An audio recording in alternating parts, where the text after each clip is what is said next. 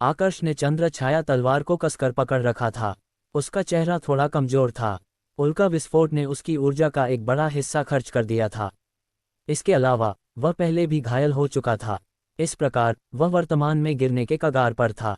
वह केवल शुद्ध इच्छाशक्ति के बल पर टिका हुआ था और अगले ही पल बेहोश हो जाएगा। हाँ, अचानक भानु तिवारी ने जोर से चिल्लाया। उसके दाहिने हाथ ने खुद को आगे खींचने के लिए हर संभव प्रयास किया और वह ऊंचा हवा में उड़ गया। जब वह उतरा, उसका शरीर अस्थिर रूप से हिल गया। ये स्पष्ट था कि उसे गंभीर चोटें आई थीं।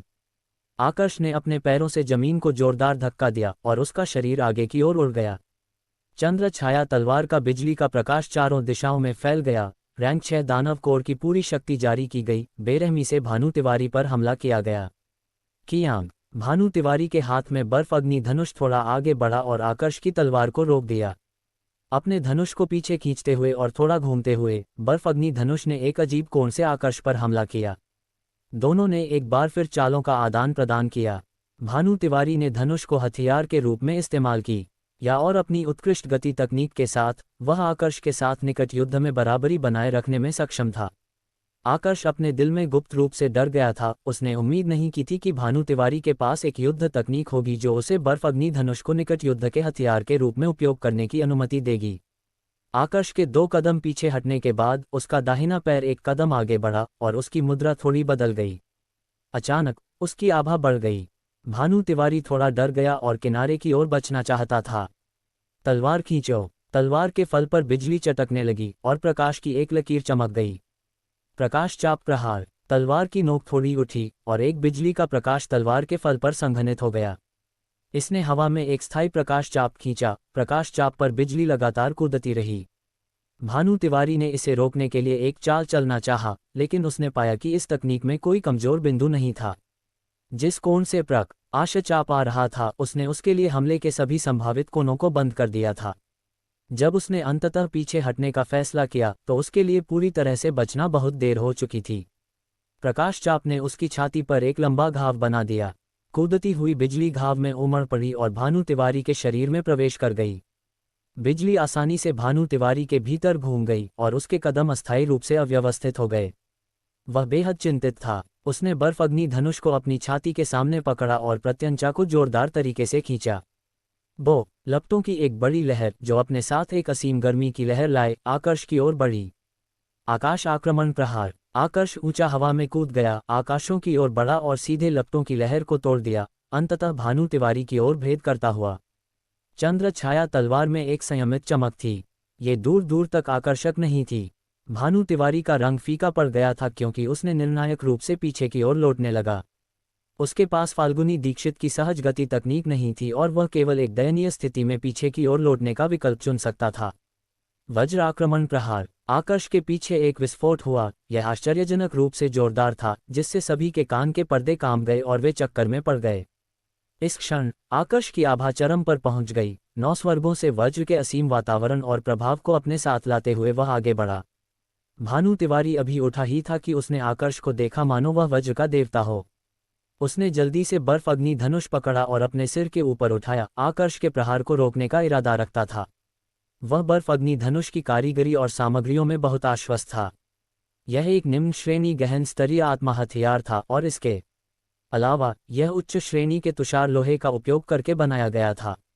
कड़क कड़क। चंद्र छाया तलवार के पीछे की विशाल शक्ति ने बर्फ अग्नि धनुष पर हमला किया।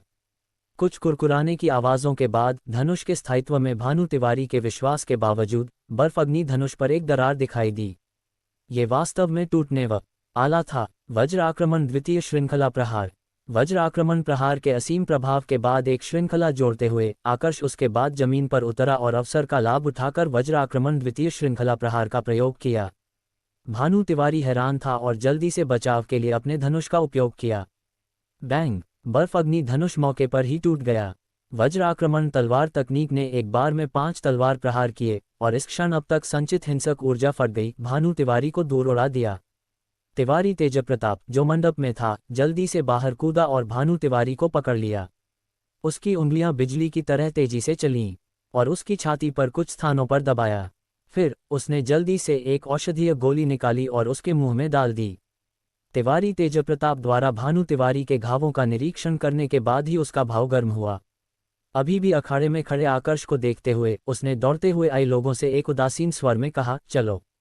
उद्धरण चिन्ह। दुगादत सिंह धीरे धीरे अखाड़े में आए और घोषणा की, इस वर्ष के 10 वर्षों के वादे में सिंघानिया परिवार एक बार फिर विजयी हुआ है। 7 सींग पर्वत के अधिकार सिंघानिया परिवार के हैं। मुझे आशा है कि अन्य परिवार इस परिणाम का सम्मान करेंगे। चचेरे भाई आकर्ष, तुम ठीक हो। दुगादत सिंह की घोषणा समाप्त होते ही यामिनी सिंघानिया और अन्य लोग अखाड़े पर दौड़ पड़े। लावण्या सिंघानिया की आंखें चमक से भरी हुई थीं क्योंकि उसने कहा, बड़े भाई आकर्ष, अब तुम सिंघानिया परिवार के नायक हो। यशपाल सिंघानिया, आदित्य सिंघानिया और अन्य सिंघानिया परिवार के शिष्यों ने भी उसे घेर लिया, उसे बधाई दी। अखाड़े के नीचे के लोगों ने महसूस किया कि यह परिणाम बहुत आश्चर्यजनक था। आकर्ष की वापसी बहुत अचानक थी। आकर्ष ने भीड़ को देखा, उसके दिल में खुशी महसूस हुई। रक्तपूर्ति गोली के प्रभाव से उसकी आंतरिक चोटें पहले से ही आधी ठीक हो चुकी थीं। हालांकि इस तथ्य के कारण कि उसने अपनी ऊर्जा का अत्यधिक उपयोग किया था, उसके शरीर के लिए इसे संभालना मुश्किल हो रहा था। कुंदन सिंघानिया ने भीड़ को हटाया और कुछ वरिष्ठों को साथ लाया। उसके भाव जीत के बाद प्राप्त खुशी के नहीं थे। उसने पहले आकर्ष की चोटों का निरीक्षण किया और फिर कहा, जल्दी वापस चलो, परिवार मुखिया को तुमसे कुछ कहना है। जब वे पहुंचे थे, सिंघानिया परिवार के लोग बेहद अप्रिय भाव के साथ आए थे। अब जब उन्होंने 10 वर्षों का वादा जीत लिया था, उनके भाव बहुत अधिक शिथिल थे। मोहेश्वर नगर, तिवारी परिवार, एक गुप्त कक्ष के भीतर। तिवारी तेजप्रताप शर्मिंदा दिख रहा था क्योंकि उसने लोहिया जितेंद्र से कहा, मेरा बेटा बहुत बेकार है, और उसने भाई लोहिया के 3 ऊर्जा प्रकाश तीर बर्बाद कर दिए। दोनों परिवारों की हार की खबर पहले ही लोहिया जितेंद्र के कानों तक पहुंच चुकी थी। जब उसने तिवारी तेजप्रताप के शब्द सुने तो लोहिया जितेंद्र ने उदासीनता से कहा, इससे कोई फर्क नहीं पड़ता। मनुष्य प्रस्ताव करता है, ईश्वर निर्धारित करता है। ये पर्याप्त है कि हमने अपनी पूरी कोशिश की। लोहिया जितेंद्र, जो किनारे पर खड़ा था, ने कहा, परिवार मुखिया, कृपया निर्णय लें। छठे वरिष्ठ पहले ही 50 युद्ध मास्टरों को लाकर सिंघानिया परिवार के परिसर के चारों ओर छिपा चुके हैं। हम बस आपके आदेश की प्रतीक्षा कर रहे हैं। तिवारी तेजप्रताप ने कहा, हमारा तिवारी परिवार भाई लोहिया को आदेश देने के लिए 50 युद्ध मास्टर प्रदान कर सकता है। चंदेल देवेंद्र ने आगे कहा, हमारा चंदेल परिवार भाई लोहिया को किसी भी समय आदेश देने के लिए 12 युद्ध मास्टर प्रदान कर सकता है। मैं परिवार मुखिया के आदेश की प्रतीक्षा में हूं कि आकर्ष को नष्ट कर दूं। मैं संकोच नहीं करूंगा, लोहिया जितेंद्र के पीछे के 4 युद्ध संतों ने जोर से कहा। लोहिया जितेंद्र ने अपनी आंखें बंद कर लीं और इसके बारे में लंबे समय तक सोचा, फिर अचानक अपनी आंखें खोलीं। उसकी आंखें सख्त थीं क्योंकि उसने एक भारी स्वर में कहा, भाई चंदेल, तुम्हारे परिवार के युद्ध मास्टरों को इकट्ठा होने में कितना समय लगेगा? चंदेल देवेंद्र मुस्कुराया, मैंने पहले ही व्यवस्था कर ली है। चंदेल परिवार के 12 युद्ध मास्टर पहले से ही तिवारी परिवार निवास के बाहर इंतजार कर रहे हैं। लोहिया जितेंद्र ने अपना सिर हिलाया और व्यवस्था जारी रखी, भाई चंदेल, भाई तिवारी, युद्ध मास्टरों के अलावा तुम्हारे दोनों परिवार कितने साधक प्रदान करने में सक्षम हैं? चंदेल परिवार के पास कुल 70 युद्ध मास्टर और 100 युद्ध शिष्य हैं। तिवारी परिवार के पास कुल 80 युद्ध मास्टर और 200 युद्ध शिष्य हैं। लोहिया जितेंद्र की आंखों में एक उज्ज्वल भाव था क्योंकि उसने कहा, अच्छा, तुम दोनों एक व्यक्ति को इन साधकों का नेतृत्व करने और नगर स्वामी के निवास के रास्ते पर पहरा देने के लिए भेजो। उन्हें नगर स्वामी के लोगों को 2 घंटे के लिए रोकना होगा। 2 घंटे बाद, हमारे सफल होने के बाद, वे स्थिति को नहीं बचा पाएंगे। चंदेल देवेंद्र और तिवारी तेजप्रताप के चेहरे पर अप्रिय भाव थे क्योंकि उन्होंने कहा, नगर स्वामी के लोगों के खिलाफ जाना, क्या तुम उसके प्रतिशोध से नहीं डरते? उद्धरण चिन्ह। लोहिया जितेंद्र ने उन दोनों को देखा और एक गंभीर स्वर में कहा, क्या तुम्हें लगता है कि हमारा सिंघानिया परिवार निवास जाना पहले से ही नगर स्वामी के खिलाफ नहीं जा रहा है? क्या तुम्हें लगता है कि नगर स्वामी इस बात से अनजान है कि हम पिछली बार उनके प्रतिभागियों को घायल करने के लिए सिंघानिया परिवार गए थे? यदि मेरे लोहिया परिवार के पास एक मजबूत समर्थक नहीं होता, तो क्या तुम्हें लगता है कि दुगादत सिंह समझौता करते? जब तिवारी तेजप्रताप और चंदेल देवेंद्र ने यह सुना तो उन्होंने राहत की सांस ली, फिर कहा, हम भाई लोहिया के कहने के अनुसार करेंगे। आधे घंटे के बाद प्रस्थान करो। सिंघानिया परिवार का सफाया करो, किसी को जीवित मत छोड़ो। लोहिया जितेंद्र के चेहरे पर दृढ़ संकल्प और निर्दयता का एक भाव दिखाई दिया। मोहेश्वर नगर, सिंघानिया परिवार, महान हॉल के भीतर। आकर्ष कुंदन सिंघानिया और अन्य के साथ महान हॉल तक गया। महान हॉल के भीतर विक्रम सिंघानिया एक उदास भाव के साथ सीधे लकड़ी की कुर्सी पर बैठा था। विक्रम सिंघानिया आकर्ष पर मुस्कुराया। आकर्ष, तुम सफल हो गए और सिंघानिया परिवार के लिए द्वंद्व जीत लिया। हालांकि विक्रम सिंघानिया के ये कहने के बाद आकर्ष ने महसूस किया कि कुछ गड़बड़ है। आसपास के सिंघानिया परिवार के वरिष्ठों के चेहरे पर एक जटिल भाव था। उनके पास उन लोगों के भाव नहीं थे जो अभी अभी एक प्रतियोगिता जीतकर खुश थे। विक्रम सिंघानिया ने लंबे समय तक निर्णायक रूप से खुद से बुदबुदाया, फिर अचानक कहा, आकर्ष, क्या तुम्हारी युद्ध आत्मा नील ड्रैगन पवित्र जानवर है? मुझे सच बताओ, उसे कैसे पता चला? आकर्ष का दिल बैठ गया। उसके विचार घूम रहे थे। बहुत देर बाद उसने अंततः एक निर्णय लिया। ये कुछ ऐसा था जो अंततः होने वाला था। वह अब इससे नहीं छिप सकता था। आकर्ष ने शांति से और निडर होकर विक्रम सिंघानिया को देखा, पिताजी को जवाब देते हुए, मेरी युद्ध आत्मा वास्तव में नील ड्रैगन युद्ध आत्मा है। क्या इसमें कुछ गड़बड़ है? नील ड्रैगन ... उद्धरण चिन्ह। उनके बगल में एक वरिष्ठ समझाने ही वाला था कि अचानक सिंघानिया निवास के सामने के आंगन से हत्या की आवाजें आईं। दयनीय चीखें थीं। सभी के भाव बदल गए। आकर्ष अपने दिल में डर से कांप गया क्योंकि उसने जल्दी से अपनी आध्यात्मिक इंद्रियां भेजीं। अचानक उसकी आंखें लाल हो गईं क्योंकि उसने उग्रता से कहा, कमीन! ये सोचने के लिए कि तुम वास्तव में आने की हिम्मत करते हो, मैं ये सुनिश्चित करूंगा कि तुम में से कोई भी वापस न लौटे। आकर्ष महान हॉल से बाहर गया और जल्दी से गुरुत्वाकर्षण मंत्र का प्रयोग किया। आकाश में उड़ गया। वह विक्रम सिंघानिया और अन्य से आगे निकलकर सामने के आंगन में पहुंचा। सामने के आंगन में लोहिया परिवार के साधकों का एक समूह पागलों की तरह लोगों का वध कर रहा था। इस समूह में सबसे कमजोर कम से कम युद्ध मास्टर थे। उनके अलावा 6 युद्ध संत थे। सिंघानिया परिवार के लोगों के पास जवाबी हमला करने का कोई साधन नहीं था। फुस! निम्न श्रेणी युद्ध शिष्य स्तर का एक सिंघानिया परिवार का शिष्य तिवारी तेज प्रताप की हथेली से मारा गया और उसने खून का एक बड़ा मुंह उल्टी किया।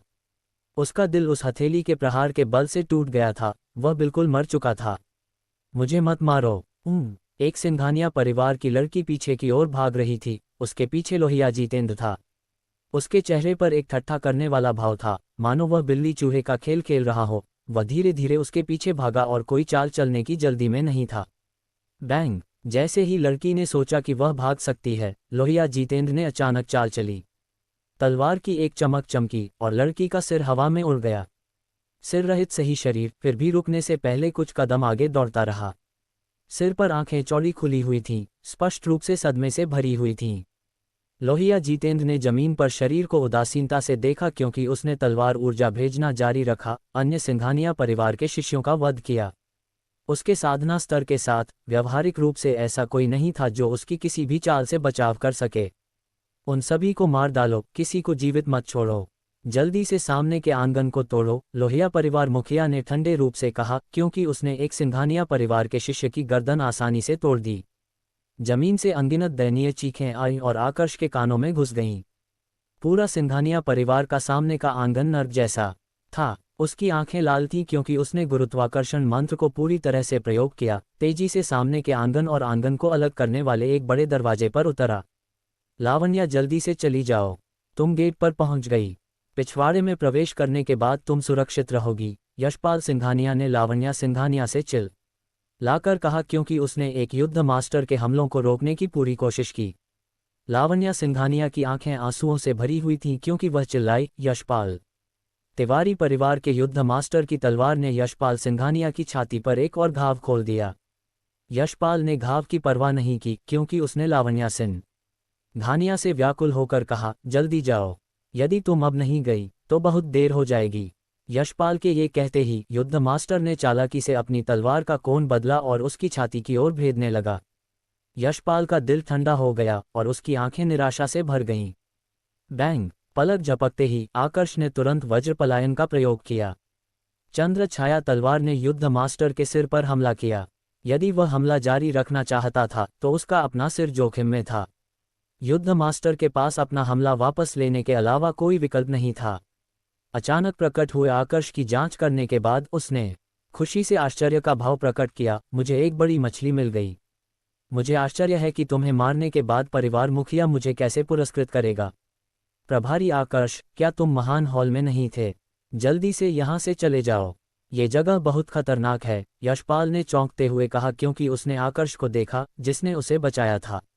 लावण्या सिंघानिया ने आकर्ष को अप्रत्याशित रूप से प्रकट होते देखा और सुखद आश्चर्य के बाद वह बोली, बड़े भाई आकर्ष, तुम्हें जल्दी से चले जाना चाहिए। ये जगह बहुत खतरनाक है। आकर्ष ने अपने सामने युद्ध मास्टर को घूरा और अपना सिर नहीं घुमाया। उसने उदासीनता से कहा, तुम्हें पहले जाना चाहिए। मुझ पर भरोसा करो, मैं तुम्हारा प्रभारी हूँ, है ना? अभी भी नहीं जा रहे हो? क्या तुम मुझे विचलित करने की कोशिश कर रहे हो? आकर्ष ने कठोरता से कहा। उसका भाव ठंडा हो गया क्योंकि उसने देखा कि वे दोनों अभी तक नहीं हिले थे। ध्यान रखना, प्रभारी। बड़े भाई आकर्ष, तुम्हें सावधान रहना चाहिए, उन दोनों ने उसे समझाया, फिर जल्दी से मुड़कर भाग गए। अपनी आध्यात्मिक इंद्रियों से इन शब्दों को महसूस करते हुए आकर्ष ने अपने सामने वाले व्यक्ति पर समय बर्बाद नहीं किया और सामने के आंगन और आंगन के बीच के गेट की ओर पीछे हट गया। यह आंगन और महान हॉल की ओर जाने वाला एकमात्र प्रवेश द्वार था। जब तक आकर्ष इस स्थान की पूरी तरह से रक्षा करता, तब तक ये लोग चाहे कितने भी मजबूत क्यों न हो, वे अंदर नहीं जा पाते। इस देरी के बाद कुछ सिंघानिया परिवार के शिष्य सामने के आंगन से निकलने में सफल रहे। जब सामने का आंगन पूरी तरह से सिंघानिया परिवार के शिष्यों से खाली हो गया, तो लोहिया परिवार मुखिया ने युद्ध संतों के एक समूह और 100 से अधिक युद्ध मास्टरों को आकर्ष के सामने ले लिया। परिवार मुखिया, यह आकर्ष है। लोहिया जितेंद्र ने आकर्ष को गुस्से से देखते हुए लोहिया जितेंद्र को समझाया। ललित चंद्र ने एक उदासीन स्वर में कहा, बस एक निम्न श्रेणी युद्ध मास्टर, ये सोचने के लिए कि वह वास्तव में वरिष्ठ लोहिया के हाथों से बच सकता है। कितना अकल्पनीय। जब लोहिया जितेंद्र ने ये शब्द सुने तो उसने थोड़ा सा माथा सिकोड़ा, फिर एक सख्त स्वर में कहा, तुम दोनों उससे जल्दी निपटो। यदि तुम 3 चालों में उससे निपटने में सक्षम नहीं हो तो मैं तुम्हें एक अवगुण दूंगा और बाद में तुम्हें दंडित करूंगा। आकर्ष की आंखें लाल थीं क्योंकि उसने अपने सामने की भीड़ को देखा। इन सभी लोगों के हाथ सिंघानिया परिवार के शिष्यों के खून से रंगे हुए थे। उन सभी को मार दिया जाना चाहिए। अचानक एक असीम हत्या की भावना आकर्ष की आंखों से फट पड़ी। उसके दाहिने हाथ ने जल्दी से एक हस्त मुद्रा बनाई और यंत्र मंत्रों में गहराई से दबा हुआ रक्तसार तुरंत सक्रिय हो गया। एक अजीब संबंध बना। बूम! साफ और असीम आकाश अचानक काले बादलों से ढक गया, बिना रुके घूम रहा था और वज्र की चटकाहट बिना रुके गूंज रही थी। एक पल में आकाश अंधेरा हो गया। सिंघानिया निवास की 8 दिशाओं में लाल रंग के स्तंभ आकाश में उठे। आकर्ष तुरंत आकाश में हजारों मीटर ऊपर उड़ गया। अनगिनत बिजली की लकीरों ने उसे घेर लिया क्योंकि वज्र की गड़गड़ाहट गूंज रही थी। आकर्ष का चेहरा अंधेरे और उज्ज्वल के बीच चमक रहा था। वह आकाश में खड़े एक वज्र देवता की तरह था, एक सर्वोच्च प्रभ आवा दे रहा था। आकर्ष ने सावधानी से अपने चारों ओर बिजली को नियंत्रित किया और नवम स्वर्ग वज्र संरचना लगातार उस प्रलय स्तरीय ऊर्जा को पागलों की तरह खींच रही थी। यदि आकर्ष इस ऊर्जा के नियंत्रण में थोड़ा भी असावधान होता तो वह एक प्रतिक्षेप से पीड़ित होता और तुरंत धूल में उड़ जाता। परिवार मुखिया, क्या हो रहा है? इस नई स्थिति ने लोहिया परिवार के लोगों में अवर्णनीय घबराहट पैदा कर दी। काले बादलों में बिजली एक तेज ब्लेड की तरह थी जो एक मौत की आभा लिए हुए थी, किसी भी समय उतरने के लिए तैयार थी। लोहिया जितेंद्र ने एक बेहद गंभीर भाव प्रकट किया। बहुत देर बाद उसने एक स्तब्ध स्वर में कहा, यह एक संरचना है, एक संरचना जो प्राचीन काल से नहीं देखी गई है। ऐसा कोई व्यक्ति क्यों है जो संरचना बिछा सकता है? उद्धरण चिन्ह, जल्दी उसे मार गिराओ, नहीं तो हम सब यहाँ मर जाएंगे। लोहिया जितेंद्र अचानक चिल्लाया। साधकों के एक समूह ने अपने धनुष आकाश की ओर तान दिए, लेकिन आकर्ष की ओर बढ़ने वाले तीर उसके पास कहीं नहीं पहुंचे। इससे पहले कि वे दूर से भी पास आते, वे बादलों में बिजली द्वारा चकनाचूर हो गए। सामने के आंगन के बाहर विक्रम सिंघानिया परिवार के कुलीन सदस्यों को लेकर दौड़ा हुआ आया। आकाश में आकर्ष और काले बादलों में अनगिनत बिजली की लकीरों को देखकर उसका रंग बदल गया। अब आगे बढ़ने की कोई आवश्यकता नहीं है। वह प्राचीन काल से खोई हुई संरचना है। यदि हम इसमें कदम रखते हैं तो हम गलती से आरे जाएंगे। जब कुंदन सिंघानिया ने ये शब्द सुने तो उसका रंग बदल गया। किंवदंतियों की संरचनाओं के लिए एक व्यक्ति को उच्च साधना दायरे का होना आवश्यक होता है। क्या द्वितीय युवा स्वामी इसे सहन कर पाएगा? विक्रम सिंघानिया के चेहरे पर भाव अतुलनीय रूप से गंभीर था। उसने अपना सिर लवकुश विजयवर्धन की ओर घुमाया और कहा, वरिष्ठ लवकुश, यदि आकर्ष को कुछ भी होता है तो कृपया उसे जैसे ही संभव हो वहां से ले आएं। यह मेरी आपसे विनती है। आपको इसके लिए सहमत होना होगा। लवकुश विजयवर्धन ने बस अपना सिर हिलाया और कुछ नहीं कहा। विक्रम सिंघानिया के अनुरोध के लिए सहमत हो गया। लोहिया जितेंद्र ने उन तीरों को देखा जो धूल में बदल गए थे और उसकी आंखों में भय का एक निशान दिखाई दिया। बहुत देर बाद उसने जोर से चिल्लाया और अपने घुटने मोड़े। जमीन को जोरदार धक्का देते हुए वह आकाश में कूद गया। लोहिया जितेंद्र के चाल चलने से पहले काले बादलों में अनगिनत बिजली की लकीरें आकर्ष की आध्यात्मिक इंद्रियों के निर्देशन में आकाश को तोड़कर तुरंत लोहिया जितेंद्र पर गिरीं। मजबूत विद्युत ऊर्जा ने लोहिया जितेंद्र को नीचे कुचल दिया, जिससे वह जोरदार जमीन पर गिरा। उसका शरीर जलकर काला हो गया था और लगातार ऐंठ रहा था। परिवार मुखिया, तुम ठीक हो? पास के लोगों ने उसे उठाने में मदद करने के लिए दौड़ लगाए। उन्होंने उसके घावों की जांच की और उसे औषधीय गोलियां खिलाईं। लोहिया जितेंद्र ने औषधीय गोली खाने के बाद उसका रंग बेहतर हो गया। उसने कमजोर रूप से कहा, जल्दी भागो, इससे पहले कि संरचना का केंद्र बन जाए। यहाँ से जल्दी निकल जाओ। मेरी परवाह मत करो, मेरे आंतरिक अंग पहले ही बिजली से चकनाचूर हो चुके हैं। मेरे लिए जीवित रहने का कोई और मौका नहीं है। लोहिया जितेंद्र के ये कहने के तुरंत बाद वह बेहोश हो गया। परिवार मुखिया, तुम ठीक हो? शानदार आकाश का प्रभाव ऊर्जा द्वारा निर्देशित 9 स्वर्गों के वज्र देवताओं, मेरी पुकार सुनो और संहार करो। उद्धरण चिन्ह। आकर्ष के हाथों ने बिना रुके हस्त मुद्राएं बनाई क्योंकि आकाश में बिजली उमड़ पड़ी। यह ऐसा था जैसे हजारों घोड़े और आदमी हों। यह विशाल और शक्तिशाली था, बिना सीमाओं के, और इसकी आभा ने आकाशों को हिला दिया। जैसे ही आकर्ष की आवाज सुनाई दी, अनगिनत बिजली की लकीरें जमीन की ओर उतरीं। वे जोरदार नीचे गिरीं। अंधेरा और उदास आकाश हर बार वज्र गड़गड़ाहट के साथ टिमटिमा और चमक रहा था। एक युद्ध मास्टर बिजली से मारा गया और उस दयनीय चीख को निकालने में जितना समय लगा, उसका मांस बुरी तरह से विकृत हो गया और वह मौके पर ही मर गया। जल्दी भागो! सभी भयानक प्रभाव से डर गए थे। वे सभी घबराहट में पीछे की ओर भागे। आकर्ष ने अपने दिल में ठंडे रूप से मुस्कुराया, तुम्हें लगता है कि तुम भाग सकते हो? नवम स्वर्ग वज्र संरचना की सहायता से उसकी आध्यात्मिक इंद्रियों ने पूरे सिंघानिया निवास को ढक लिया और इस भीड़ में हर किस बड़ी ई के शरीर में एक छिपा हुआ निशान छोड़ दिया। बिजली स्वचालित रूप से उन लोगों का पीछा करेगी जिनके अंदर छिपे हुए निशान थे। Boom boom boom boom. अनगिनत बिजली की लकीरों के उतरने के बाद जगह नर्क जैसी हो गई। दयनीय चीखों की आवाजें बिना अंत के गूंज रही थीं। हर बार जब वज्र की गड़गड़ाहट होती, उसका मतलब था कि एक जीवन काटा गया। आकर्ष के दिल में उनके लिए कोई दया नहीं थी। जब उसने उस लड़की के बारे में सोचा जिसका शरीर उसका सिर कटने के बाद भी थोड़ा दौड़ता रहा, उसका दिल शांत नहीं रह सका। अपनी आध्यात्मिक इंद्रियों का उपयोग करके उसने आकाश में त्वरित स्कैन किया और उसने जल्दी से लोहिया जितेंद्र की खोज कर ली। यह हसाथी इधर उधर कूद रहा था और वास्तव में कुछ बिजली के प्रहारों से बचने में कामयाब रहा। आकर्ष के मुंह का कोना मुड़ा हुआ था क्योंकि उसका शरीर आकाश में चमका। लोहिया जितेंद्र के सामने पहुंच गया। आकर्ष को अचानक प्रकट होते देख लोहिया जितेंद्र अपने दिल में चौंक गया। उसने एक सख्त स्वर में कहा, आकर्ष, तुम वास्तव में मेरे सामने आने की हिम्मत करते हो? कितना लापरवाह! आकर्ष ने कुछ नहीं कहा। उसने केवल अपनी उंगली बढ़ाई। एक बाल्टी जितनी मोटी बिजली की लकीर आकाश से उतरी। लोहिया जितेंद्र अपनी बात खत्म कर पाता इससे पहले वह बिजली से मारा गया और मांस के लेई में बदल गया। एक जली हुई गंध दे रहा था। आकर्ष ने ठंडे रूप से हंसते हुए लोहिया जितेंद्र के शरीर को हवा में लात मारी। अपनी तलवार की चमक के साथ लोहिया जितेंद्र 2 हिस्सों में कट गया। आकर्ष की आध्यात्मिक इंद्रियों का विस्तार जारी रहा क्योंकि उसने युद्ध संत विशेषज्ञों को ढूंढना शुरू किया। इन लोगों की गति तकनीक चौंकाने वाली थी। वे वास्तव में तेज बिजली की लकीरों से बचने में सक्षम थे। Boom boom boom. आकर्ष के निर्देशन के तहत कुछ और बिजली की लकीरें जो बाल्टी जितनी मोटी थीं, उन युद्ध संतों पर गिरीं। उनमें से कोई भी बचने में कामयाब नहीं हुआ और वे सभी लेई में बदल गए। आधे घंटे के बाद आकर्ष धीरे धीरे आकाश से उतरा। सामने के आंगन में हर जगह जली हुई लाशें थीं।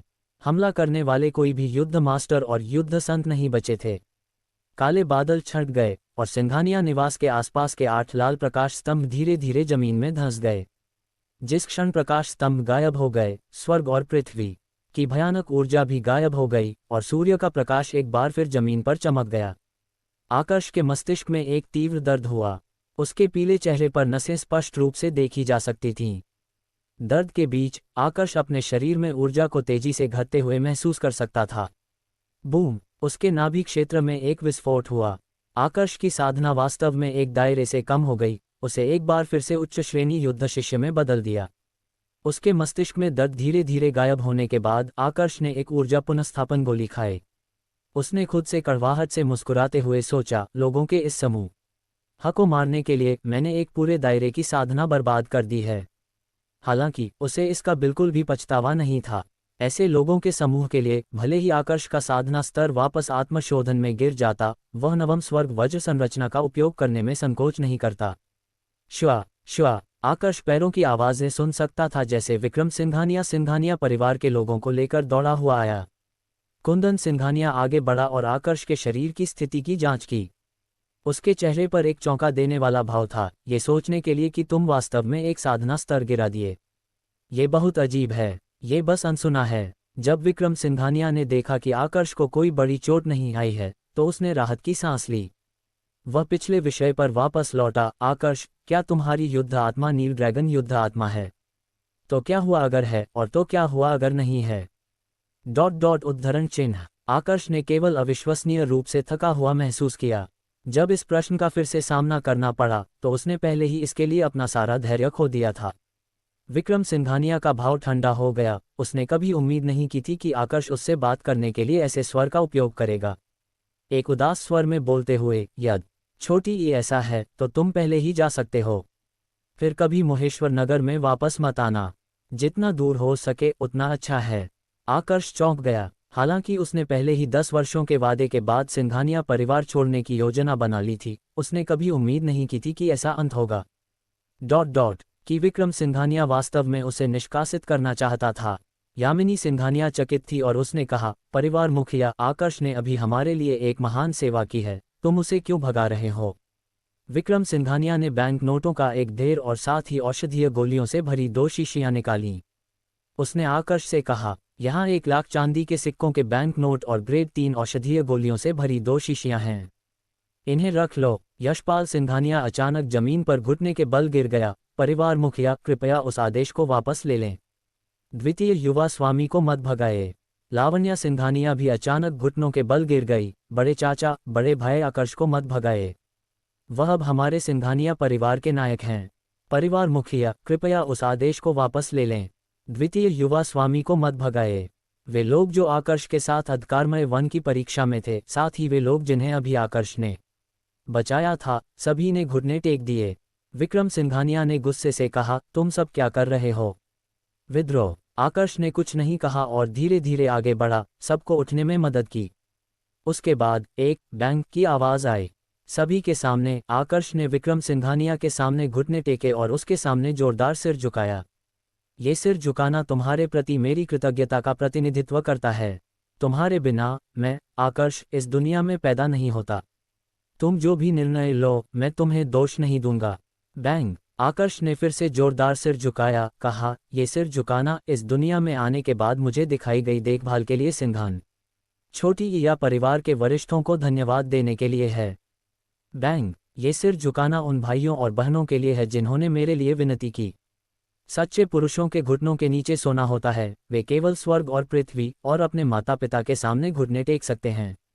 मैं, आकर्ष, तुम्हारे मेरे लिए घुटने टेकने के योग्य नहीं हूँ। आकर्ष के ये कहने के बाद वह पागलों की तरह भाग गया। वह पैसे और गोलियां नहीं ले गया जो विक्रम सिंघानिया ने उसके लिए तैयार की थीं।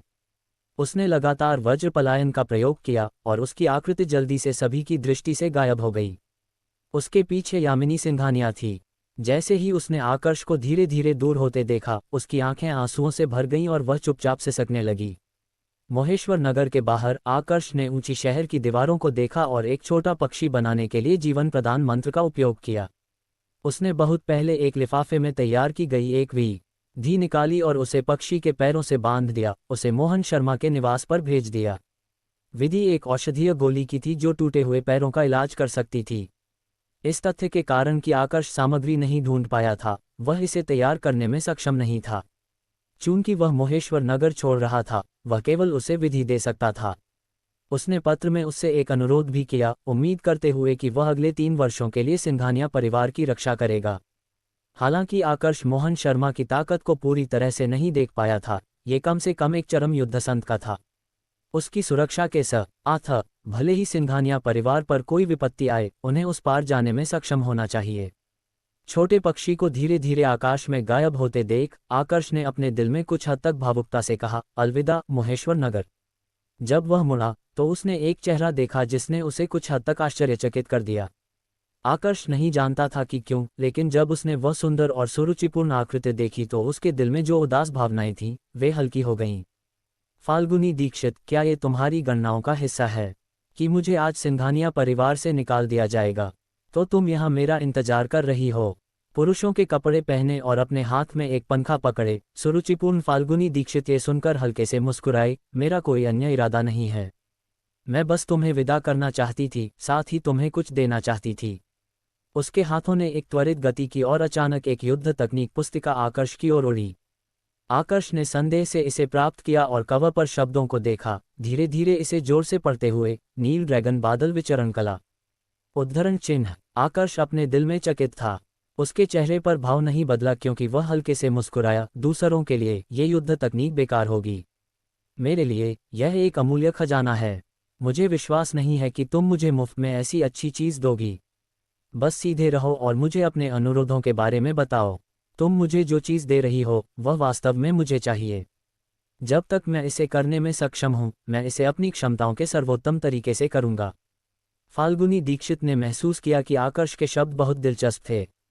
ये पहली बार था जब उसने एक ऐसा पुरुष देखा जो उसके साथ इतना सीधा होने की हिम्मत करता था।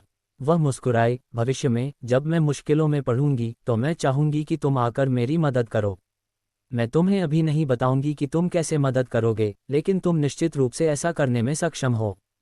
सौदा, भविष्य में यदि तुम मुझे ढूंढ सकती हो तो मैं तुम्हारे बुलाने पर आ जाऊंगा। ये कहने के बाद आकर्ष मुड़ा और बिना पीछे देखे चला गया। आकर्ष को इतनी जल्दी सहमत होते देख फाल्गुनी दीक्षित स्तब्ध रह गई।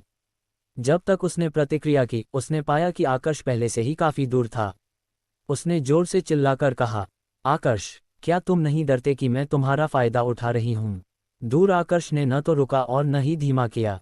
उसने युद्ध तकनीक पुस्तिका पकड़ रखी थी और अपना हाथ हिलाया। उसकी आवाज़ धीरे धीरे गूंजी, मुझे तुम पर भरोसा है।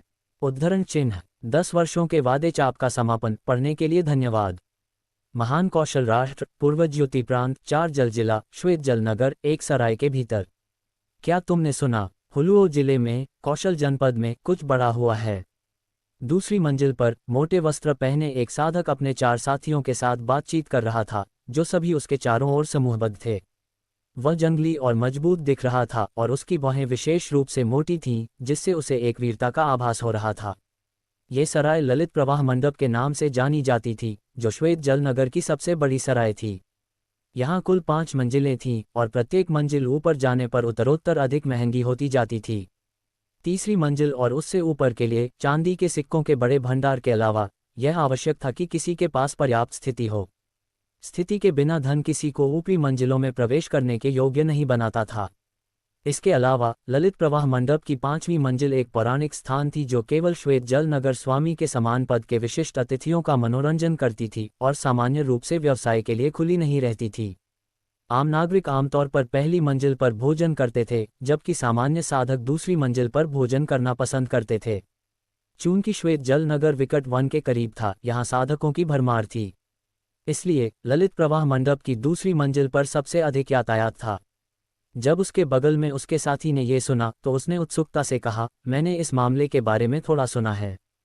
कौशल जनपद में एक युवक था जिसने एक ही दिन में 10 युद्ध संत और 200 से अधिक युद्ध मास्टर मार डाले। एक अन्य साधक ने कहा, मैंने सुना 50 युद्ध संत और 500 युद्ध मास्टर थे।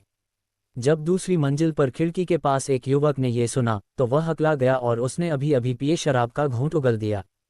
उसने अपने दिल में खुद से बुदबुदाया, अफवाहें ... ओह अफवाहें, जिस दर से ये फैल रही हैं और बढ़ रही हैं, मैं जल्द ही एक हथेली के प्रहार से युद्ध राजाओं को मारने में सक्षम हो जाऊंगा।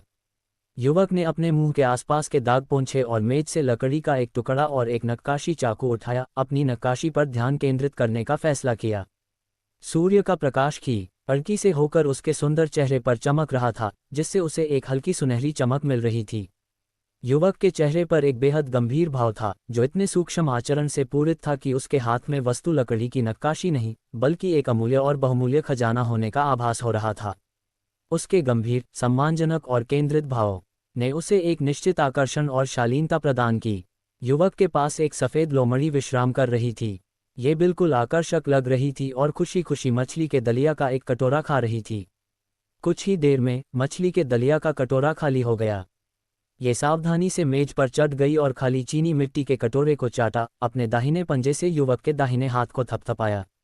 युवक ने वह करना बंद कर दिया जो वह कर रहा था और आत्मा लोमड़ी को देखा। उसने पाया कि यह उसे एक दयनीय रूप में देख रही थी, बड़ी गोल आंखों के साथ जो नम हो रही थीं। उसका दूसरा पंजा स्पष्ट, बड़े ऊपर से खाली चीनी मिट्टी के कटोरे की ओर इशारा कर रहा था। जब युवक ने ये देखा तो वह हल्के से मुस्कुराया। श्वेता, श्वेता, तुम सच में बहुत पेटू हो। भोजन परिचय, मुझे एक और कटोरा मछली का दलिया दो और मुझे बड़ा वाला देना, युवक ने जोर से चिल्लाते हुए आदेश दिया।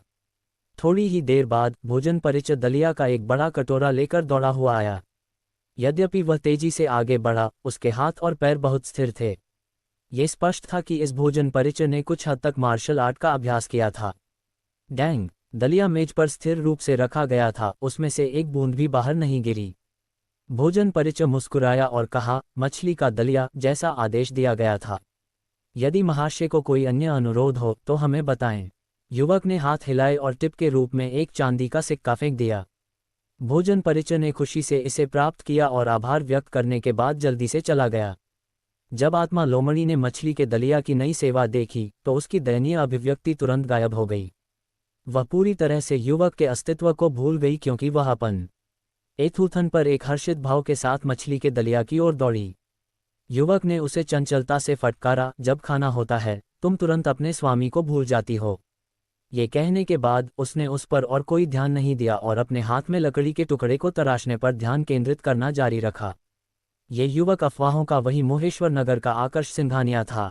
सिंघानिया परिवार छोड़ने के बाद उसका तत्काल गंतव्य दिव्य तलवार मंडप था, उनके रैंकों में शामिल होने की तलाश में, इस उम्मीद में कि वह अपर्णा को जगाने का कोई रास्ता खोज लेगा जो वर्तमान में चंद्रछाया तलवार के अंदर सो रही थी। हालांकि उसके जाने के बाद उसने अनुभव किया कि ये दुनिया कितनी विशाल थी। यहाँ तक कि महान कौशल राष्ट्र का पैमाना भी उसकी कल्पना से पूरी तरह परे था। महान कौशल राष्ट्र में शाही राजधानी और राज दरबार के अलावा 3 प्रांत थे, पूर्व ज्योति प्रांत, पश्चिम नदी प्रांत और दक्षिण पर्वत प्रांत। प्रत्येक प्रांत में 3 जिले थे और प्रत्येक जिले में 7 जनपद थे। प्रत्येक जनपद का आकार पहले से ही अपने पिछले जीवन में उसके देश के आधे आकार के बराबर था। कोई केवल कल्पना कर सकता है कि महान कौशल राष्ट्र का आकार कितना विशाल था। आकर्ष जिस मोहेश्वर नगर से आया था वह केवल एक अत्यंत सामान्य नगर था। इसके ऊपर अभी भी कौशल जनपद, हुलुओ जिला और पूर्व ज्योति प्रांत था। दिव्य तलवार मंडप पश्चिम नदी प्रांत में था, जो पूर्व ज्योति प्रांत के सापेक्ष था। एक पूर्व में था और दूसरा पश्चिम में। वे हजारों किलोमीटर से अलग थे। आकर्ष पहले से ही 2 महीने से सड़क पर था। रास्ते में उसने पाया कि हर साल 10वें महीने में दिव्य तलवार मंडप नए शिष्यों की भर्ती के लिए एक प्रवेश परीक्षा आयोजित करता था। इस प्रवेश परीक्षा के मानदंड बहुत कठोर थे। आकर्ष ने अपने पास बचे समय की गणना की। अब वर्ष का 7वां महीना था, जो दिव्य तलवार मंडप की प्रवेश परीक्षा से केवल 3 महीने दूर था। उसका इरादा दिव्य तलवार मंडप के लिए रवाना होने से पहले 3 महीने तक व्यवहारिक अनुभवों के माध्यम से स्वयं को प्रशिक्षित करने का था। ये स्वयं को प्रवेश परीक्षा में असफल होने और अगले वर्ष के 10वें महीने तक परीक्षा फिर से देने की प्रतीक्षा करने से रोकने के लिए था। ये श्वेत जल नगर 4 जल जिले की राजधानी था, जो पूर्व ज्योति प्रांत की सीमाओं पर स्थित था। नगर से बाहर निकलते ही कोई प्रशिक्षण का पवित्र स्थल, विकट वन पा सकता था। इसके अलावा ये पश्चिम नदी प्रांत के अपेक्षाकृत करीब था। इस प्रकार आकर्ष ने श्वेत जल नगर में अपना प्रशिक्षण करने का निर्णय लिया। टोंग टोंग टोंग, दूसरी मंजिल की सीढ़ियों से पैरों की आवाज़ें उभरने लगीं। उसके तुरंत बाद एक दूसरे के साथ खुशी से बातें कर रहे लोगों की भीड़ का आगमन हुआ, इससे पहले कि वे 30वीं मंजिल की ओर बढ़े। जब दूसरी मंजिल पर साधकों ने देखा कि वे कौन थे तो वे सभी चुप हो गए। पहले अविश्वसनीय रूप से शोरगुल वाली मंजिल तुरंत ध्वनिहीन हो गई। सभी ने अपना सिर नीचे रखा और चुपचाप खाते हुए कम प्रोफाइल बनाए रखी। भीड़ में से एक व्यक्ति कढ़ाईदार वस्त्र पहने हुए था और बहुत सुंदर था। वह दूसरी मंजिल के वातावरण से बहुत प्रसन्न था। फिर वह मुड़ा और अपने बगल में लड़की से धीमी आवाज में बात की। लड़की के चेहरे पर कोई भावना नहीं देखी जा सकती थी। उसने केवल विनम्रता से दूसरे व्यक्ति के शब्दों का उत्तर दिया और बिल्कुल बड़ी ही खुशी का भाव नहीं था। इसी क्षण उसकी आंखें चमक उठी जब उसने खिड़की के पास आकर्ष के बगल में आत्मा लोमड़ी को देखा। इसने उसे अपने कदम रोकने पर मजबूर कर दिया और उसकी आंखों में रोशनी तेज हो गई। वह धीरे धीरे आकर्ष की मेज की ओर बढ़ी। एक नज़र में यह स्पष्ट था कि उसकी चाल में एक निश्चित शालीनता थी और उसके स्वभाव में एक निश्चित सुंदरता थी। मित्र, क्या यह आत्मा जानवर बिक्री के लिए है? लड़की ने बहुत देर तक आत्मा लोमड़ी को देखा जब तक कि वह पूछने से खुद को रोक नहीं सकी। उसकी आवाज़ मधुर और कोमल थी और जो कोई भी इसे सुनता वह सहज महस बड़े ऊसा करता, जबकि कमजोर दिल वालों को उसकी हर इच्छा का पालन करने की इच्छा होती। आकर्ष ने बहुत पहले ही लोगों के इस समूह की आकृतियों पर ध्यान दिया था। उसने अपना सिर उठाया और लड़की की ओर देखा। उसने चुपचाप अपने दिल में उसकी प्रशंसा की। ये लड़की हरे रंग की पोशाक पहने हुए थी और उसकी भौहें सुरम्य थीं। उसके सफ़ेद दांत, चमकती आंखें और आड़ू जैसे गालों के साथ बादाम के आकार का चेहरा था। ये सभी उसके उत्कृष्ट हरे रंग की पोशाक के साथ मिलकर एक ताज़ा सुंदरता का एहसास दे रहे थे। हालांकि आकर्ष ने बहुत अधिक सुंदर लड़कियां देखी थीं। सुरुचिपूर्ण परी सदृश फाल्गुनी दीक्षित या निर्दोष मीठे स्वभाव की यामिनी सिंह, आनिया इस लड़की से किसी भी मामले में कमतर नहीं थीं। इसके अलावा वह पूर्ण सौंदर्य और घातक स्त्री यशोदा थी जिसने अन्य सभी को तुलना में फीका कर दिया। आकर्ष ने जल्दी से अपनी दृष्टि उसके शरीर से हटा ली और उदासीनता से कहा, यदि तुम सच में समझती होती तो तुम इसे खरीदने का उल्लेख भी नहीं करती। कृपया चली जाओ। उद्धरण चिन्ह। उसका दिल कांप गया क्योंकि उसने सोचा था कि यह संभव था कि आकर्ष उसे अस्वीकार कर देगा, लेकिन उसने उम्मीद नहीं की थी कि आकर्ष इतना सीधा होगा। कोई दया नहीं दिखा रहा था।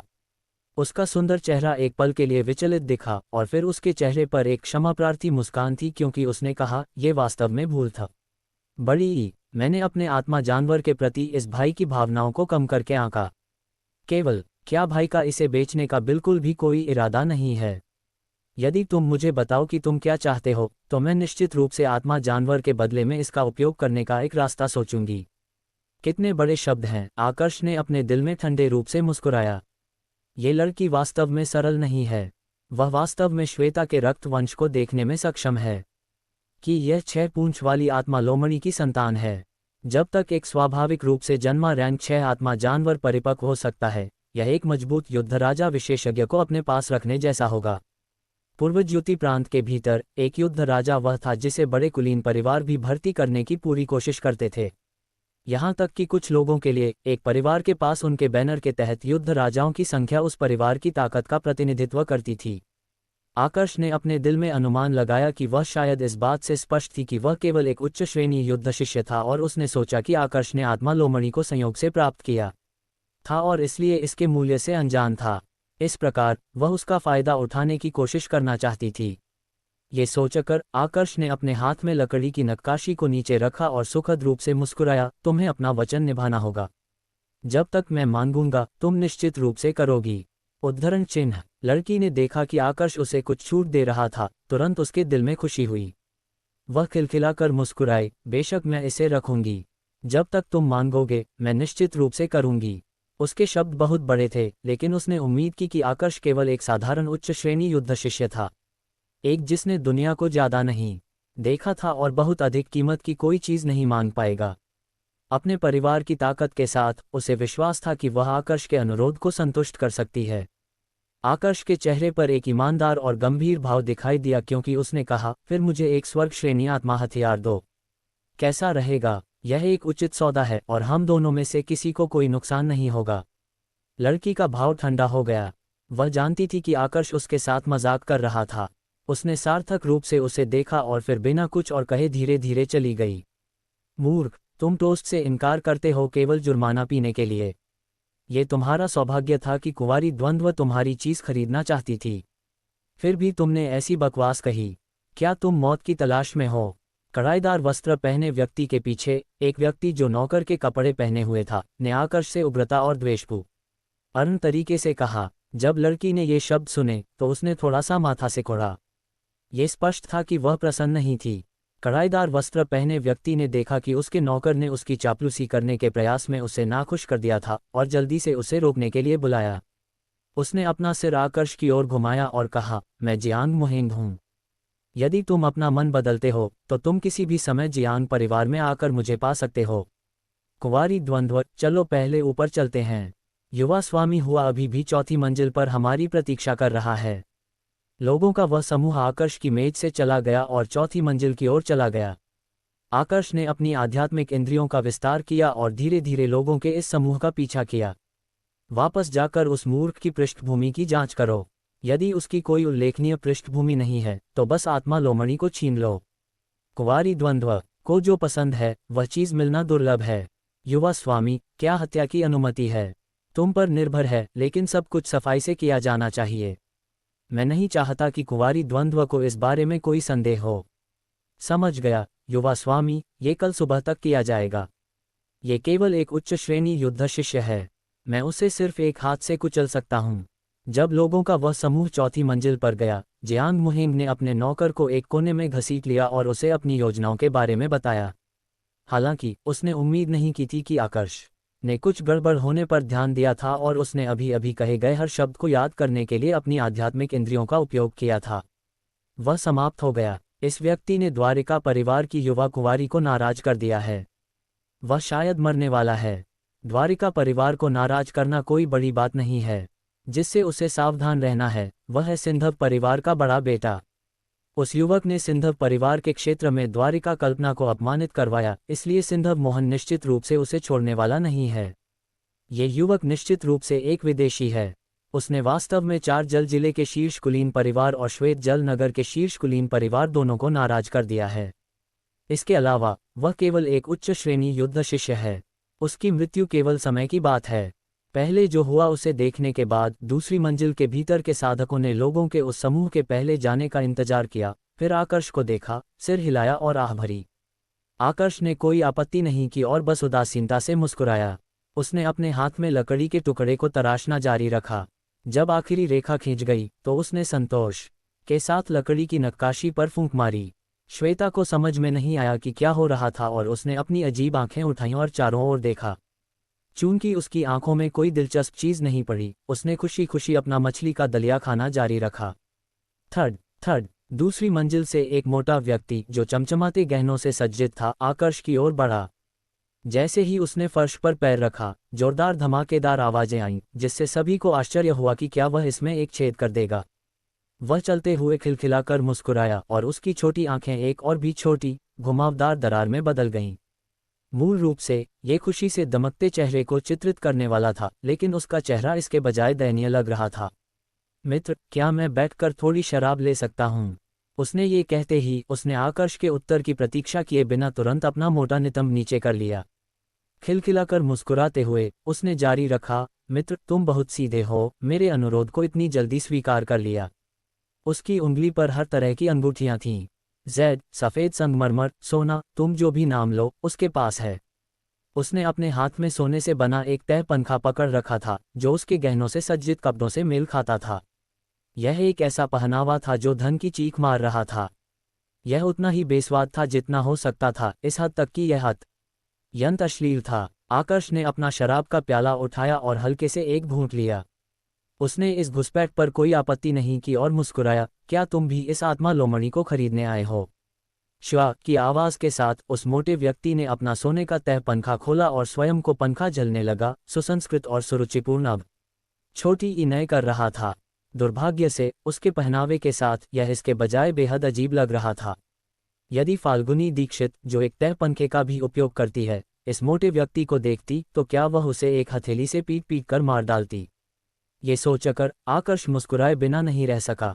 मोटे व्यक्ति ने कुछ देर जोर जोर से स्वयं को पंखा झला, जैसे कि आकर्ष के प्रश्न का उत्तर देने से पहले एक निश्चित वातावरण प्रदर्शित करना हो। मैं उतना मूर्ख नहीं हूँ। हालांकि द्वारिका परिवार की वह लड़की इस आत्मा जानवर के रक्त वंश को पहचानने में सक्षम थी, वह ये देखने में असमर्थ थी कि इस आत्मा जानवर ने पहले ही रक्त अनुबंध कर लिया है। जब तक तुम मरे नहीं हो, भले ही कोई आत्मा जानवर खरीद ले, वह अपने आप वापस भाग जाएगा। जो कोई भी इसे खरीदता है वह सिर्फ मूर्ख है। आकर्ष चकित था, इस मोटे व्यक्ति के पास बड़ी अंतर्दृष्टि थी। वह एक गंभीर स्वर में पूछे बिना नहीं रह सका, मैंने तुमसे तुम्हारा महान नाम नहीं पूछा है। जब मोटे व्यक्ति ने देखा कि उसके शब्दों ने आकर्ष को चकित कर दिया है तो वह अकड़कर हंसा। उसके चेहरे पर चर्बी हिल गई। जब आकर्ष ने ये देखा तो वह चिंतित हो गया, डर गया कि ये दो टुकड़े मांस गिर जाएंगे। हाँ हाँ, मेरा परिवार नाम सिंधव है और मेरा नाम धनंजय है। तुम क्या सोचते हो? आकर्षक लगता है ना? आकर्ष अपने दिल में बहुत पसीना बहाने लगा। सिंधव धनंजय डॉट डॉट वे वास्तव में पिता पुत्र थे। आकर्ष अविश्वसनीय रूप से हंसा। हाँ हाँ, भाई सिंधव, तुम्हारा नाम वास्तव में आकर्षक है। सिंधव धनंजय आकर्ष के व्यवहार से बहुत संतुष्ट था। मुस्कुराते हुए कहा, भाई देरी मत करो, मुझे भी अपना नाम बताओ। जिस क्षण मैं तुमसे मिला मैंने महसूस किया कि हम बहुत समान हैं। आकर्ष सिंघानिया। सिंधव धनंजय ने अपनी ठुड्डी के निचले हिस्से को रगड़ा क्योंकि उसने धीमी आवाज में खुद से बुदबुदाया, आकर्ष सिंघानिया। ये नाम काफी परिचित लगता है। भूल जाओ, इसके बारे में सोचते ही मेरा सिर दर्द करता है। भाई आकर्ष, तुम्हें सच बताऊं, मुझे तुम्हारे हाथ में लकड़ी की नक्काशी में काफी दिलचस्पी है। मुझे आश्चर्य है कि क्या तुम मुझे इसे देखने की अनुमति दोगे। उसके ये कहने के तुरंत बाद उसके दाहिने हाथ ने एक लापरवाह तरीके से हरकत की और मेज पर लकड़ी की नक्काशी तुरंत उसके हाथ में दिखाई दी। आकर्ष एक बार फिर चकित हुआ और उसने अपने दिमाग में सिंधव धनंजय की पिछली हरकतों की सावधानीपूर्वक समीक्षा की। यदि मैं पहले से जानता कि वह क्या सोच रहा था तो मुझे उसे रोकने और लकड़ी की नक्काशी प्राप्त करने से रोकने में कुछ हद तक विश्वास होता। आकर्ष ने अपने दिमाग में स्थिति का लगातार पुनः अनुकरण किया, लेकिन वह कई अनुकरणों के बाद भी उसे रोकने में सक्षम नहीं था। इस मोटे व्यक्ति की गति शायद तेज नहीं लग रही थी, लेकिन इसमें एक स्वाभाविक एहसास था। यह अविश्वसनीय रूप से आकस्मिक लग रहा था, जैसे कोई मित्र तुम्हारा अभिवादन कर रहा हो, इससे पहले कि वह तुम्हारी नाक के नीचे से तुम्हारी चीजें ले जाए, जैसे कि यह सामान्य हो। वास्तव में यह एक प्रकार का छुपाना और भटकाना था।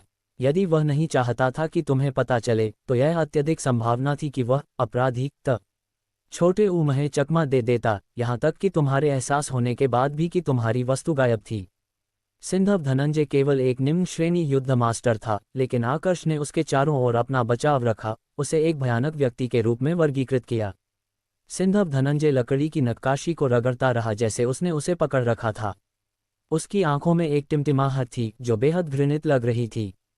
यह उतना ही घृणित था जितना संभव हो सकता था, एक पुरुष सुअर के प्यार में होने के समान। आकर्ष के लिए उसका वर्णन करने का यही एकमात्र अकेला तरीका था। आकर्ष अब और देखना बर्दाश्त नहीं कर सका और उसने लकड़ी की नक्काशी वापस छीन ली। उसे डर था कि यदि यह मोटा व्यक्ति इसे रगड़ता रहा तो लकड़ी की नक्काशी घिसकर चपटी हो जाएगी। बकवास। आकर्ष ने इसे अपने हाथ में पकड़ा और एक नज़र देखी। यशोदा की नक्काशी का छाती क्षेत्र पूरी तरह से चपटा घिस गया था, इस हद तक कि चोली पूरी तरह से गायब थी और अब दिखाई नहीं दे रही थी। आकर्ष अवाक था, ये बेवकूफ़ कितना घृणित होना चाहिए कि वह ऐसा करने में सक्षम हो। आकर्ष को अपने ऊपर से नियंत्रण खोते देख सिंधव धनंजय ने शर्म का एक निशान भी नहीं दिखाया, क्योंकि वह 2 बार हंसा, फिर आकर्ष को अश्लील रूप से देखा। कितना अप्रत्याशित। तो भाई आकर्ष, वास्तव में समान रुचियां साझा करते हैं। ये सोचने के लिए कि तुम वास्तव में मेरे दिल की देवी की इतनी यथार्थवादी नक्काशी बनाने में सक्षम हो, और वह भी जो वास्तविक व्यक्ति से भी अधिक यथार्थवादी लगती है। क्या तुम ये लकड़ी की नक्काशी बेच रहे हो? रुको, वह नहीं चलेगा। मेरे लिए एक नई नक्काशी बनाओ। मैं इसके बदले एक पृथ्वी श्रेणी आत्मा हथियार दूंगा। मैं सिंधव धनंजय के शब्द सोने के समान हैं। मैं निश्चित रूप से अपना वचन निभाता हूँ। मैं निष्पक्ष तरीके से व्यवसाय भी करता हूँ। मैं एक निश्चित लड़की की तरह नहीं बनूंगा, तुम्हें ठगने और मूर्ख बनाने की कोशिश कर रहा हूँ। भले ही मैं तुम्हारे लिए एक और नक्काशी बना दूं, तुम इसे तब तक रगड़ोगे जब तक कुछ भी ना बचे, यहाँ तक कि तलछट भी नहीं। आकर्ष ने अपने दिल में सोचा। उस लकड़ी की नक्काशी को देखकर जिसकी छाती का चित्रण चपटा घिस गया था, आकर्ष को याद आया कि मोटे सा छोटी ये अधव का पसीना अभी भी उस पर था। उसने अचानक अतुलनीय रूप से घृणित महसूस किया। उसने जोर से लकड़ी की नक्काशी खिड़की से बाहर फेंक दी, इससे पहले कि उसने बैंगनी लपटों की एक धारा बाहर निकाली। हवा में लकड़ी की नक्काशी को टुकड़ों में तोड़ दिया। बुरी तरह से अपने हाथ पोंछने के बाद आकर्ष को अंततः सांत्वना का एक अंश मिला। मेरी देवी, मोटे व्यक्ति ने कहा। वह खिड़की पर दौड़ा था और देखा था कि लकड़ी की नक्काशी का क्या हुआ था। उसका चेहरा बेजोड़ शोक और हृदय विदारक की अभिव्यक्ति में विकृत हो गया। आकर्ष उससे परेशान नहीं हो सका। उसने केवल एक बैंक नोट छोड़ा और जाने की तैयारी की। भाई आकर्ष, मत जाओ, इतनी जल्दी जाने की जल्दी मत करो। हालांकि पहले खिड़की के पास खड़ा था, सिंधव धनंजय अचानक एक चमक में आकर्ष के सामने आ गया। उसका चेहरा मुस्कानों से घिरा हुआ था क्योंकि उसने आकर्ष को कसकर पकड़ लिया था। आकर्ष उसके हाथ को झटकना चाहता था, लेकिन उसने पाया कि यह साथी सामान्य अर्थों में सिर्फ भारी नहीं था। ऐसी स्थिति में जहां आकर्ष ने अपनी ऊर्जा का उपयोग नहीं किया, वह सिंधव धनंजय को बिल्कुल भी हिलाने में असमर्थ था। लाचार आकर्ष केवल विरोध करना बंद कर सका और कहा, मेरे लिए वह नक्काशी बनवाने के बारे में सोचना भी मत, मैं इसके लिए सहमत नहीं होऊंगा। सिंधव धनंजय मुस्कुराते हुए बोला, ये ठीक है, ये ठीक है। भले ही व्यापार वार्ता विफल हो जाए, हम अभी भी दोस्त हो सकते हैं। मुझे लगता है कि हम एक दूसरे के प्रति आकर्षित हैं। मैं तुम्हें कुछ शराब पिलाना चाहूंगा, क्या ये ठीक है? चलो चौथी मंजिल पर चलते हैं। मेरी तरफ से, मोटे व्यक्ति ने अपनी छाती थपथपाते हुए साहपूर्वक कहा। आकर्ष उसके द्वारा इस हद तक तंग किया गया था कि उसके पास कोई अन्य विकल्प नहीं था। उसने जोड़ा, हम केवल शराब पीते हैं, कोई व्यापार वार्ता नहीं। शराब पीने के बाद मैं जा रहा हूं। सिंधव धनंजय खुशी से ढीला छोड़ दिया, कोई समस्या नहीं, कोई समस्या नहीं। आओ, हम तुरंत चौथी मंजिल पर चलते हैं, वहां अधिक शांति है। आकर्ष धीरे धीरे उसके पीछे सीढ़ियों तक गया। आकर्ष को जिस बात ने आश्चर्यचकित किया वह ये थी कि सीढ़ियों के सामने खड़े ललित प्रवाह मंडप के 3 साधकों के चेहरे पर बेहद सम्मानजनक भाव थे जब उन्होंने मोटे व्यक्ति को देखा। बिना रुके उनका चौथी मंजिल तक सुचारू मार्ग था। ललित प्रवाह मंडप की चौथी मंजिल आकर्ष की कल्पना से अलग थी। सजावट बहुत सरल थी और कोई असाधारण साज सज्जा नहीं थी। हालांकि सरल सजावट ने नीरस और फीकी भावना नहीं दी। इसके बजाय इसने लोगों को तरोताजा महसूस कराया, उन्हें एक खुश मूड में डाल दिया। टिंग टोंग, टिंग टोंग। चौथी मंजिल पर एक चित्रित दीवार के पीछे से एक सितार से एक मधुर ध्वनि आ रही थी। ये जंगल से ताज़ा बुलबुल के गीत की तरह था, या एक नवेली निगल के अपने घर और सले में लौटने की कोमल चहचहाहट की तरह। यह एक पल के लिए भारी बारिश के शोर की तरह था और फिर यह एक शांत फुसफुसाहट में बदल गया। यह एक गरज के साथ शुरू हुआ और फिर एक शोकपूर्ण स्वर पर समाप्त हुआ। सितार के शानदार संगीत ने आकर्ष, जो संगीत के बारे में कुछ नहीं जानता था, को मोहित कर दिया। मधुर संगीत चौथ बड़ी मंजिल की सुरुचिपूर्ण सजावट से मेल खाता था, अनजाने में अपने श्रोताओं को मोहित कर रहा था। आकर्ष ने अपना मुंह खोला, प्रशंसा के शब्द दिए। चौथी मंजिल की सजावट वास्तव में कौशल का एक महान काम है। ये सब बेहद सुरुचिपूर्ण है और एक विशेषज्ञ द्वारा किया गया होगा। जब सिंधव धनंजय ने यह सुना तो उसने अपने दिल में बहुत अच्छा महसूस किया। उसने सुरुचिपूर्ण ढंग से सोने से बना वह तह पंखा खोला और कुछ देर स्वयं को पंखा झिला। मुस्कुराते हुए उसने कहा, विनम्र, मैं इतना प्रतिभाशाली नहीं हूं। तुम्हारी प्रशंसा के लिए धन्यवाद भाई आकर्ष। चौथी मंजिल की सजावट मेरे द्वारा डिजाइन की गई थी। राष्ट्र में ललित प्रवाह मंडप की सभी शाखाएं इसी तरह रखी गई हैं। आकर्ष अवाक था क्योंकि वह इस मोटे व्यक्ति और चौथी मंजिल की सुंदरता के बीच कोई संबंध स्थापित नहीं कर सका।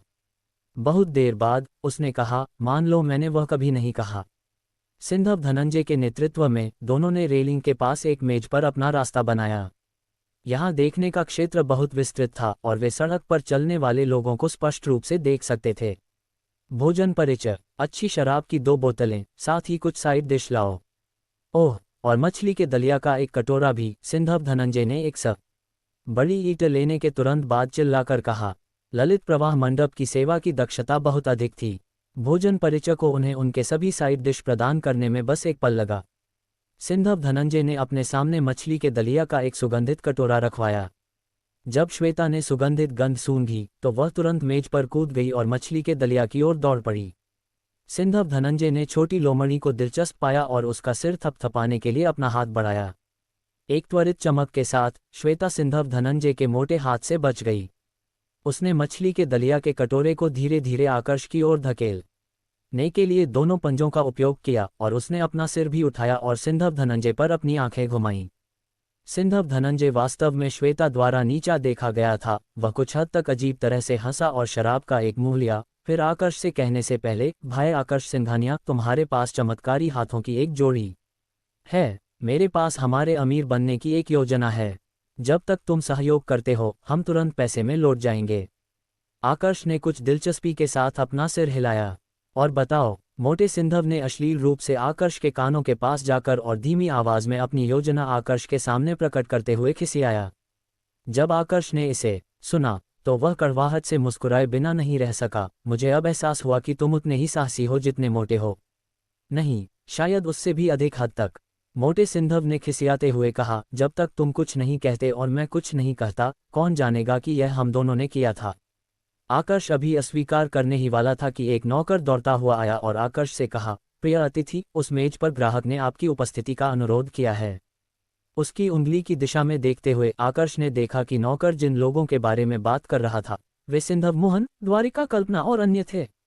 तुम्हारे कहने से हाँ, बड़ी ही मैं चला जाऊं। तुम मुझे क्या समझते हो? आकर्ष ने अपने दिल में ठंडे रूप से सोचा। आकर्ष उसे अनदेखा करना चाहता था, लेकिन जब उसने देखा कि नौकर नहीं गया तो उसने पूछा, तुम्हें संदेश देने के लिए किसने भेजा? नौकर ने ईमानदारी से उत्तर दिया, सिंधव परिवार के प्रथम युवा स्वामी। युवा स्वामी सिंधव मोहन ने कहा कि वह आपको कुछ शराब पीने के लिए आमंत्रित करना चाहते हैं और अपने मित्रों से आपका परिचय कराना चाहते हैं। आकर्ष ने अपना प्याला उठाया और उसे एक घूंट में खाली कर दिया। उसने उदासीनता से कहा, उसे खुद आने को कहो। सच कहूं तो मैं वास्तव में उसे नहीं जानता। नौकर ने एक अप्रिय भाव प्रकट किया, वह नहीं जानता था कि क्या करना है। यदि वह ये संदेश पहुंचाता तो वे लोग निश्चित रूप से उससे नाराज होते। इसके अलावा वे उस तरह के लोग नहीं थे जिन्हें भड़काया जाना चाहिए। मोटे सिंधव ने हंसते हुए कहा, ललित प्रवाह मंडप के लोग इतने कायकब से हो गए। बस इस भाई के निर्देशों का पालन करो और संदेश बिल्कुल वैसे ही पहुंचाओ जैसे उसने कहा है। चूंकि मोटे सिंधव ने कुछ कहा था, नौकर के पास वैसा करने के अलावा कोई विकल्प नहीं था जैसा उसे कहा गया था। इस मोटे व्यक्ति के वास्तव में बुरे इरादे हैं। वह स्पष्ट रूप से अपनी मदद कर रहा है, मेरे और उनके बीच चुपचाप संघर्ष पैदा करने की कोशिश कर रहा है, आकर्ष ने अपने दिल में सोचा। हालांकि उसने इस पर कोई आपत्ति नहीं की क्योंकि सिंधव मोहन ने उसका सम्मान नहीं किया था। आकर्ष के लिए खुद को नीचा दिखाने की कोई आवश्यकता नहीं थी। मोटे सिंधव ने अपना प्याला उठाया और आकर्ष को टोस्ट किया, भाई आकर्ष, तुम बहुत साहसी हो। क्या तुम जानते हो कि वे लोग कौन हैं? उद्धरण चिन्ह। आकर्ष ने उदासीनता से कहा, मुझे विवरण बताओ। मोटे सिंधव ने अपना प्याला उठाया और फिर उनमें से एक की ओर इशारा किया, वह द्वारिका कल्पना है। उसका परिवार चारजल जिले में शीर्ष कुलीन परिवार है। वे पूर्व ज्योति प्रांत की 3 शक्तियों में से एक हैं और उनके पास एक जन्मजात रक्त वंश है। उनकी वंशानुगत युद्ध आत्मा बर्फ फीनिक्स है, ये पहले से ही हजारों वर्षों से पारित की जा रही है। उसके दाईं ओर बैठा पुरुष कुसुम यशोवर्धन है। कुसुम कुलीन परिवार भी पूर्व ज्योति प्रांत की 3 शक्तियों में से एक है। उनके परिवार की युद्ध आत्मा एक उमड़ती हुई पवित्र नदी है। हालांकि उसकी युद्ध आत्मा में उत्परिवर्तन हुआ था। पवित्र नदी एक भयानक रक्त नदी में बदल गई। आखिरी वाला और भी भयानक है, वह धुंध तलवार संप्रदाय स्वामी का अंतिम शिष्य है, चंद्र प्रभात। हाँ, मुझे लगता है कि मुझे धुंध तलवार संप्रदाय का परिचय देने की आवश्यकता नहीं है, क्योंकि वे पवित्र स्थलों से भी अधिक समय से अस्तित्व में हैं। हालांकि सबसे भयावह इन लोगों में से एक नहीं है। इसके बजाय ये वह साथी है जिसे सिंधव मोहन कहा जाता है। वह श्वेत जल नगर में सबसे मजबूत शक्ति बाई परिवार से है। जैसा कि उन्होंने कहा, यमराज से निपटना छोटे राक्षसों से बेहतर है। तुमने उसे इन लोगों के सामने चेहरा नहीं दिया। उसके चरित्र के साथ मोटे सिंधव के अंतिम 2 हंसी का अर्थ स्पष्ट था। आकर्ष उस चापलूस को नाराज करने के परिणामों के बारे में बहुत स्पष्ट था।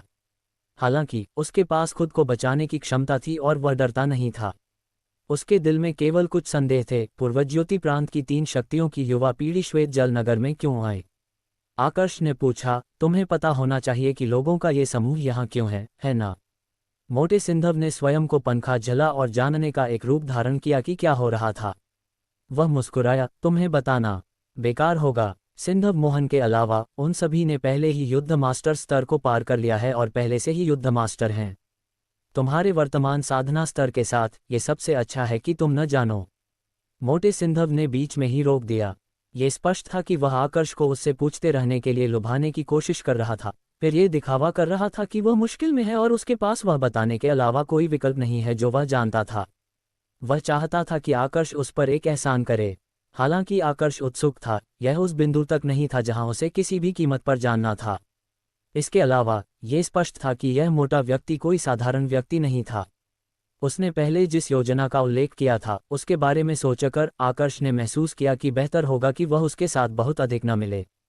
कौन जानता है, वह इस मोटे व्यक्ति के परिणामस्वरूप मर सकता था और उसे इसके बारे में पता भी नहीं चलता। ये देखकर कि श्वेता पहले ही पेट भर चुकी थी, उसने अपने दिल में हल्के से मुस्कुराया और विदा लेने की तैयारी की। ये भाई, क्या तुम अपना नाम बताने की हिम्मत करते हो? जैसे ही आकर्ष कुछ कहने वाला था, सिंधव मोहन एक उदास चेहरे के साथ चलते हुए 2 नौकरों को लेकर आया। आकर्ष ने अपने पीछे एक नज़र देखी और पाया कि सामने मेज पर बैठा समूह पहले ही अपना भोजन समाप्त कर चुका था। द्वारिका, कल्पना और अन्य 2 पहले ही जा चुके थे। उसने एक पल के लिए इसके बारे में सोचा और सिंधव मोहन के मकसद का अनुमान लगाया। चूंकि वे पहले ही जा चुके थे, सिंधव मोहन को अब अपने पिछले सुरुचिपूर्ण आचरण को बनाए रखने की आवश्यकता नहीं थी। ये देखकर कि आकर्ष ने तुरंत सिंधव मोहन के प्रश्न का उत्तर नहीं दिया, उसके पीछे एक साधक ने आकर्ष की ओर इशारा करते हुए कहा, कितना अभिमानी। जब हमारे युवा स्वामी ने तुम्हें शराब पीने के लिए आमंत्रित किया तो तुमने उसे चेहरा भी नहीं दिया। तुम अपने आप को क्या समझते हो? श्वेत जल नगर के सिंधव परिवार को नीचा देख रहे हो? आकर्ष उठा और अपने दाहिने हाथ से एक मुट्ठी बनाई। उससे एक संयमित बैंगनी प्रकाश निकला। बिना कोई बेकार शब्द कहे या समय बर्बाद किए उसने सीधे इस साधक की छाती पर मुक्का मारा। एक जोरदार धमाके के साथ बैंगनी प्रकाश जोरदार रूप से फूट पड़ा और एक विशाल बल ने नौकर को पीछे की ओर उड़ा दिया। नौकर अपने हाथों से कुछ पकड़ने की कोशिश करता रहा, लेकिन वह ऐसा करने में असक्षम नहीं था। बैंग! नौकर एक मेज पर गिरा, उसे 2 हिस्सों में तोड़ दिया। हालांकि विशाल बल कमजोर नहीं हुआ और नौकर फर्श पर लौटता रहा, अंततः दीवार से टकरा गया।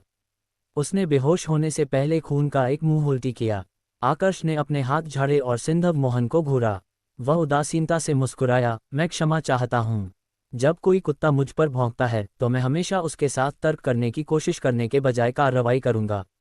मुझे अब अपने प्रश्न का उत्तर देने दीजिए। मेरा नाम आकर्ष सिंघानिया है। अलविदा। आकर्ष ने ये कहते ही 4थी मंजिल की रेलिंग पर छलांग लगा दी, सीधे बाहर कूद गया। जब मेज पर आत्मा लोमड़ी ने देखा कि आकर्ष चला गया है तो वह जल्दी से उसके पीछे कूद गई। जब आकर्ष ने देखा कि श्वेता उसके पीछे कूद गई तो वह चौंक गया। उसने तुरंत हवा में अपने शरीर को घुमाया और आत्मा लोमड़ी को पकड़ लिया। उसे गले लगा लिया। उसने उसे फटकारा, तुम मेरे साथ कूद गई, क्या तुम गिरकर मरने से नहीं डरती? आकर्ष ने आत्मा लोमड़ी को उठाया और गहरी सांस ली, फिर हवा में छलांग लगाई और एक घर की छत पर उतरा। कुल दूरी जो उसने नीचे छलांग लगाई थी लगभग 100 मीटर थी।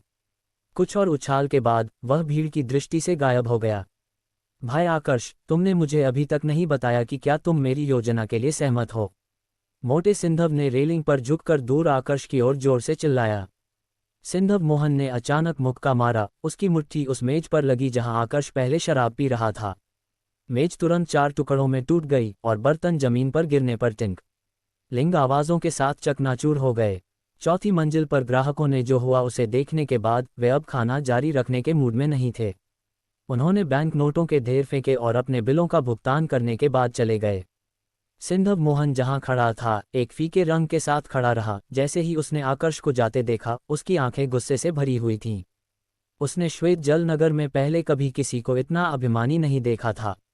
उसने वास्तव में उसके सामने अपने आदमी को घायल करने की हिम्मत की और फिर शांति से अपना नाम बताया, इससे पहले कि वह तक छोटे उड़न चला गया। 4थी मंजिल पर लोग श्वेत जल नगर में कुछ स्थिति के थे। संभवतः अगले दिन तक पूरा श्वेत जल नगर उसे एक मजाक के रूप में देखेगा। प्रथम युवा स्वामी, तुम्हें मेरे लिए बदला लेना होगा। कोने में नौकर एक स्तब्ध अवस्था में उठा। वह वर्तमान स्थिति के बारे में स्पष्ट नहीं था और सिंधव मोहन के पास कांपते हुए चलते हुए बड़बड़ाया। बैंग! सिंधव मोहन वर्तमान में गुस्से में था और उसने नौकर को दूर लात मारने के लिए अपना पैर उठाया।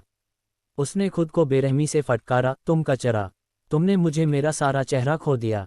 सिंधव मोहन मुड़ा, इस जगह को तुरंत छोड़ना चाहता था। वह आकर्ष के निवास स्थान का पता लगाने के लिए अपने परिवार के जासूसों का उपयोग करना चाहता था। वह चाहता था कि वह आकर्ष को तुरंत हजारों टुकड़ों में काट सके। युवा स्वामी सिंधव, कृपया थोड़ा रुकिए। ऐसा लगता है कि आपने अभी तक अपना बिल नहीं चुकाया है। मोटे सिंधव ने एक खुश चेहरे के साथ सिंधव मोहन को रोका। सिंधव मोहन उससे परेशान नहीं हो सका और उसने बस बैंक नोटों का एक पुलिंदा निकाला, उसे फर्श पर फेंक दिया। मोटे सिंधव ने एक त्वरित नज़र डाली और मुस्कुराया, यह छोटे युवा स्वामी सिंधव, राशि सही नहीं लगती है। जरा देखिए, आपने मेरी 2 मेजें क्षतिग्रस्त कर दी हैं और 4थी मंजिल के सभी मेहमानों को भगा दिया है। 3000 चांदी के सिक्के पर्याप्त नहीं होंगे।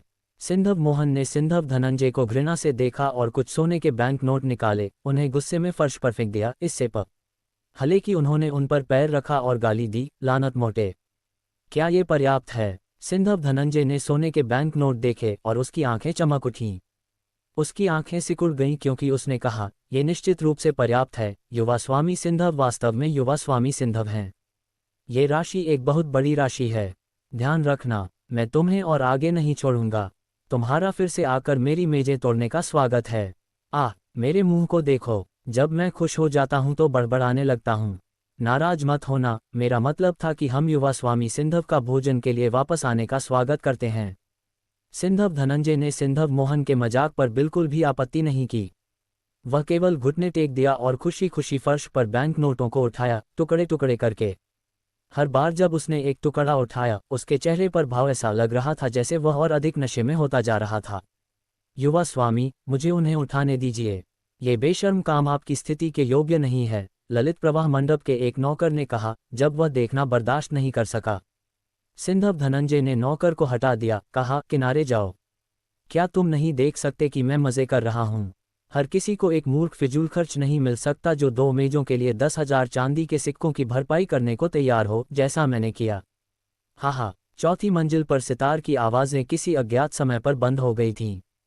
चित्रित दीवारों के पीछे से एक गुलाबी पोशाक में एक युवा लड़की एक सितार लेकर इत्मीनान से बाहर चली गई। वह एक सुंदर महिला थी। उसके बाल उसके सिर के ऊपर एक जूड़े में बंधे थे और एक बाल पिन से बंधे थे। उसकी त्वचा बर्फ की तरह सफ़ेद थी और यह इतनी नाजुक लग रही थी कि हवा भी इसे तोड़ सकती थी।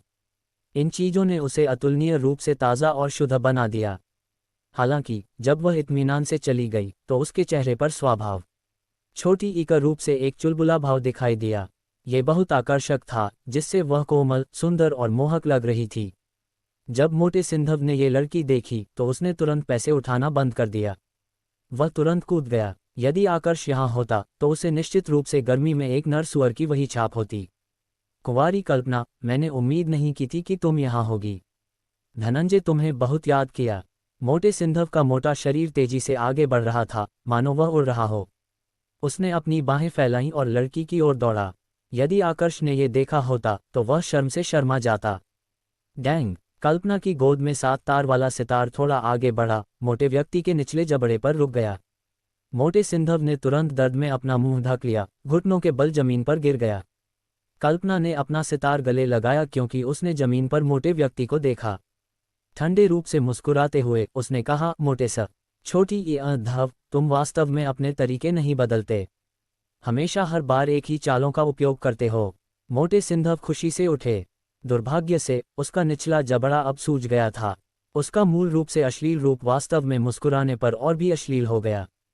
सौभाग्य से इस मोटे के दांत सख्त हैं, अन्यथा यदि मैं तुम्हारे द्वारा हर बार इस तरह से छेदा जाता तो मैं अपने सभी दांत खो देता।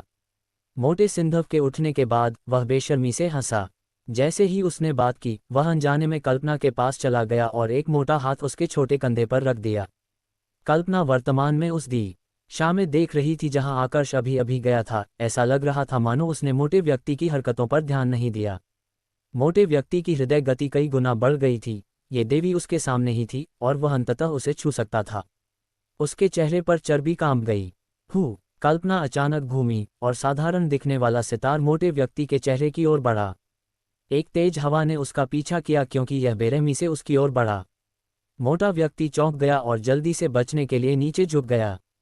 कल्पना को गुस्से से उसे घूरते देख मोटे व्यक्ति ने खुद को सीधा किया और मुस्कुराया। मैं खुद को रोक नहीं सका। हर बार जब मैं कुंवारी कल्पना को देखता हूं तो मुझमें यह आवेग होता है। ये पुरुषों के लिए एक सामान्य प्रतिक्रिया है। कुंवारी कल्पना, कृपया इस पर कोई ध्यान न दें। आवेग मेरी, तुम्हारे जैसा बेशर्म कोई कैसे हो सकता है? कल्पना ने अपने दिल में मोटे व्यक्ति को 10,000 बार गुस्से से गाली दी। हालांकि वह जानती थी कि मोटे व्यक्ति की मोटी त्वचा के साथ तुम उसे जितना डांटोगी वह उतना ही अकड़ जाएगा। सबसे अच्छा तरीका था बस उसे अनदेखा करना। कल्पना ने एक साफ मेज के लिए चारों ओर देखा, फिर एक सीट ली और कहा, लानत मोटे, वह युवक जो पहले था तुमसे कैसे संबंधित है? जब मोटे व्यक्ति ने यह सुना तो वह चौंक गया और बेहद चकित हुआ। उसने एक अविश्वसनीय रूप से गंभीर स्वर में कहा, क्या ऐसा हो सकता है कि तुम्हारा बड़ा भाई सिंधव अकेले तुम्हें संतुष्ट करने के लिए अपर्याप्त है? कल्पना, तुम्हारी भूख बहुत बड़ी है। कड़क। कल्पना अब और विरोध नहीं कर सकी, इसलिए उसने अपनी हथेली से सितार पर थप्पड़ मारा। सितार हवा में उठा और एक ऊर्जा लहर पैदा की जो बेरहमी से मोटे व्यक्ति में टकराए। मोटे सिंधव इस सितार की उत्पत्ति के बारे में जानता था और उसके सामने आने की हिम्मत नहीं करता था। वह किनारे की ओर बच गया, एक ऐसी गति प्रकट करते हुए जो उसके शरीर से मेल नहीं खाती थी। सितार ने लगातार हमला किया और एक धमाके के साथ उसने ललित प्रवाह मंडप की लकड़ी की दीवारों में कटोरे के आकार का एक छेद बना दिया। ललित प्रवाह मंडप की दीवारें उच्च श्रेणी चंदन की लकड़ी से बनी थीं। इसकी एक पूरी लकड़ी की पट्टी की कीमत हजारों स्वर्ण मुद्राएं होती थी। जब मोटे व्यक्ति ने इतना बड़ा छेद देखा तो उसका दिल खून से भर गया। वह छेद के सामने दौड़ा और अपने हाथों से उसका आकार नापा, ये गणना करने की कोशिश कर रहा था कि उसने कितना पैसा खो दिया है। लानत है, मैंने अभी जितना पैसा उठाया था उसका कम से कम आधा खो दिया। मोटे व्यक्ति ने छेद का आकार नापने के बाद पीड़ा से चिल्लाया। बूम! सितार, जो पहले ही बाहर उड़ चुका था, श्वा की आवाज के साथ वापस उड़ गया। इस बार यह अधिक बल के साथ आया, दीवार में एक और छेद बना द छोटी ईया। मोटा व्यक्ति अविश्वसनीय रूप से दिल टूटा हुआ था। उसने कर्कश स्वर में कहा, बकवास। दूसरा आधा भी चला गया। लगता है आज मैंने अंत में कुछ भी नहीं कमाया। सितार एक बार फिर कल्पना के हाथों में लौट आया, इससे पहले कि उसने एक बेंच पर सीट ली। उसकी आंखें बंद थीं और एक नशे में भाव उसके शुद्ध सफ़ेद चेहरे पर देखा जा सकता था, क्योंकि उसने सितार के तारों को धीरे से सहलाया। टिंग! उसने अचानक अपनी आंखें खोलीं और उसके दोनों हाथों ने तेजी से सितार के तारों को खींचा। युद्ध क्षेत्र में संघर्ष कर रही एक शक्तिशाली सेना का एक उत्तेजित संगीत अचानक बज उठा। इसकी आवाज़ धीरे धीरे तेज हो गई और बहुत जल्द ही इसने सभी को एक उत्तेजित अवस्था में खींच लिया, मानो वे किसी युद्ध क्षेत्र में हों। टोंग टोंग टोंग! सितार के तार बजने के साथ ध्वनि तरंगों की धाराएं चारों दिशाओं में फैल गईं। मोटे व्यक्ति ने चुपचाप अपने दिल में सोचा, बकवास। मेरे मुंह ने फिर से मेरे लिए मुसीबत खड़ी कर दी। जैसे ही उसने ये सोचा, चौथी मंजिल पर सजावट के रूप में इस्तेमाल किए जाने वाले सभी प्राचीन चीनी मिट्टी के बर्तन टूटने लगे। एक भी टुकड़ा बचने में कामयाब नहीं हुआ। अंत में सितार की आवाज़ें धीरे धीरे और भी तेज हो गईं, क्योंकि हत्या की भावना भारी हो गई। सुकल्पना जिस मेज पर बैठी थी, उसके अलावा चौथी मंजिल पर सब कुछ हवा में उड़ गया। बैंग! सुकल्पना ने एक भारी स्वर पर संगीत समाप्त किया, जिससे हवा में सभी मेज और कुर्सियां टूट गईं। अनगिनत मात्रा में चूरा हवा में बिखर गया। बहुत देर बाद ही नीचे बैठा मोटे व्यक्ति का चेहरा, जिस पर आमतौर पर मुस्कान रहती थी, वर्तमान में खून से सूखा हुआ था, बहुत पीला दिख रहा था। ऐसा लग रहा था मानो वह किसी भी समय गिर सकता है। यह बेहद मजाकिया था। किनारे पर एक नौकर ने उसे सहारा देने के लिए जल्दी की। उसने धीमी आवाज में कहा, युवा स्वामी, बहुत परेशान मत होइए। जब प्रबंधक को पता चला कि कुंवारी सुकल्पना आ रही हैं, तो उन्होंने अनुमान लगाया कि आप निश्चित रूप से उन्हें नाराज करेंगे। इसलिए उन्होंने पहले से ही सभी प्राचीन वस्तुओं को नकली से बदल दिया। उद्धरण चिन्ह। मोटे व्यक्ति की आंखें चौड़ी हो गईं, क्योंकि उसने कहा, सच में? प्रबंधक मुझे वास्तव में अच्छी तरह समझता है। सच में? जब मोटे सिंधव ने यह सुना तो उसकी आत्मा ऊपर उठ गई और मुस्कान उसके चेहरे पर लौट आई। हालांकि उसके चेहरे पर अभी भी एक कड़वा भाव था। बाकी सब नकली हैं, लेकिन दो छेद निश्चित रूप से बहुत वास्तविक हैं। उसके नकली होने का कोई तरीका नहीं है। अंत में मुझे अभी भी नुकसान हुआ। लानत मोटे, अभी भी नहीं आ रहे। सुकल्पना ने सितार को एक तरफ रख दिया और उसे डांटा। ये सब विनाश करने के बाद ही उसका मूड बेहतर हुआ था। मोटे सिंधव ने कोई नखरे दिखाने की हिम्मत नहीं की और जल्दी से दौड़ा हुआ आया। उसका चेहरा मुस्कानों से भरा हुआ था, क्योंकि उसने कहा, कुंवारी कल्पना, तुम्हें मेरे लिए क्या आदेश हैं? यह मोटा भाई तुम्हारी संतुष्टि की गारंटी देगा। सुकल्पना ने थोड़ा सा माथा सिकोड़ा और उसे घूरा। वह युवक जो पहले था, तुमसे कैसे संबंधित है? मोटे व्यक्ति ने इस बार अपना मुंह चलाने की हिम्मत नहीं की और ईमानदारी से उत्तर दिया, मैं आज ही उससे मिला था और उसके साथ कुछ व्यापार करना चाहता था। मैं केवल उसका नाम आकर्ष सिंघानिया जानता हूं और कोई अन्य विवरण नहीं जानता। आकर्ष सिंघानिया। जब सुकल्पना ने यह नाम सुना तो उसने एक निश्चित संभावना के बारे में सोचा। एक मुस्कान तुरंत उसके चेहरे पर दिखाई दी। ये लापरवाह मुस्कान खिलते फूलों की तरह थी। इससे अधिक सुंदर कुछ भी कल्पना नहीं की जा सकती। जब उसके बगल में मोटे व्यक्ति ने यह देखा तो वह अवाक रह गया। जब सुकल्पना ने मोटे व्यक्ति का मूर्खतापूर्ण रूप देखा तो वह अपने दिल में घृणा महसूस किए बिना नहीं रह सकी। उसने पूछा, बाई परिवार ने प्राचीन अवशेषों के बारे में जो बात की है, उसके बारे में तुम कितना जानते हो? उद्धरण चिन्ह। सिंधव धनंजय ने अपने होश में आकर उत्तर दिया, मैं इसके बारे में थोड़ा जानता हूँ। बाई परिवार के लोगों ने एक प्राचीन खजाना स्थल का नक्शा प्राप्त किया, लेकिन उनके पास प्रवेश करने की ताकत नहीं थी। इसलिए उन्होंने प्राचीन अवशेषों का एक साथ पता लगाने के लिए पूर्वज्योति प्रांत की 3 महान शक्तियों को आमंत्रित किया। हालांकि बाई परिवार में किसी ने जानकारी लीक कर दी, इसलिए ये खबर सभी तक फैल गई। पश्चिम नदी प्रांत और दक्षिण पर्वत प्रांत की महान शक्तियों ने भी दौड़ने के लिए लोगों को भेजा। यहाँ तक कि शाही दरबार ने भी किसी को आने के लिए भेजा। सुकल्पना अपने दिल में चकित थी। प्राचीन शक्तियों द्वारा छोड़े गए अवशेषों का आकर्षण बहुत बड़ा था। ऐसा लग रहा था कि इससे लाभ उठाने का उसका प्रयास करना मुश्किल होगा। श्वेत जल नगर के पश्चिम में एक छोटे से एकांत आंगन में एक मजबूत लकड़ी का खंभा सीधा खड़ा था। आकर्ष ने अपनी चंद्र छाया तलवार को कसकर पकड़ा और लकड़ी के खंभे को देखने पर ध्यान केंद्रित किया, अपनी आभा को चरम तक बढ़ाया। ची, तलवार खींचना। आकर्ष के भाव बदल गए और उसने अचानक चंद्र छाया तलवार को म्यान से निकाला। उसने लकड़ी के खंभे पर एक झुके हुए को अना से हमला किया और लकड़ी के खंभे का एक भाग जो उसकी बांह जितना मोटा था कट गया। श्वा श्वा श्वा। आकर्ष ने जल्दी से 3 बार और हमला किया। जब चौथा प्रहार लगा तो लकड़ी का खंभा थोड़ा हिला, फिर जमीन पर गिर गया। ये केवल 4 सरल तलवार प्रहार थे, लेकिन आकर्ष का माथा पसीने से ढक गया था। उसने पसीना पोंछा और खुद से बुदबुदाया, यह अभी भी अपर्याप्त है। आधा महीना पहले ही बीत चुका है, फिर भी कोई प्रगति नहीं है। ये छोटा सा एकांत आंगन आकर्ष द्वारा श्वेत जल नगर आने के बाद खरीदा गया था। बसने के बाद उसने तुरंत उन सभी युद्ध तकनीकों और अमर मंत्रों की समीक्षा शुरू कर दी जो उसने सीखे थे। उसने महसूस किया कि उसने जो चीजें सीखी थीं, वे बहुत विविध और अव्यवस्थित थीं।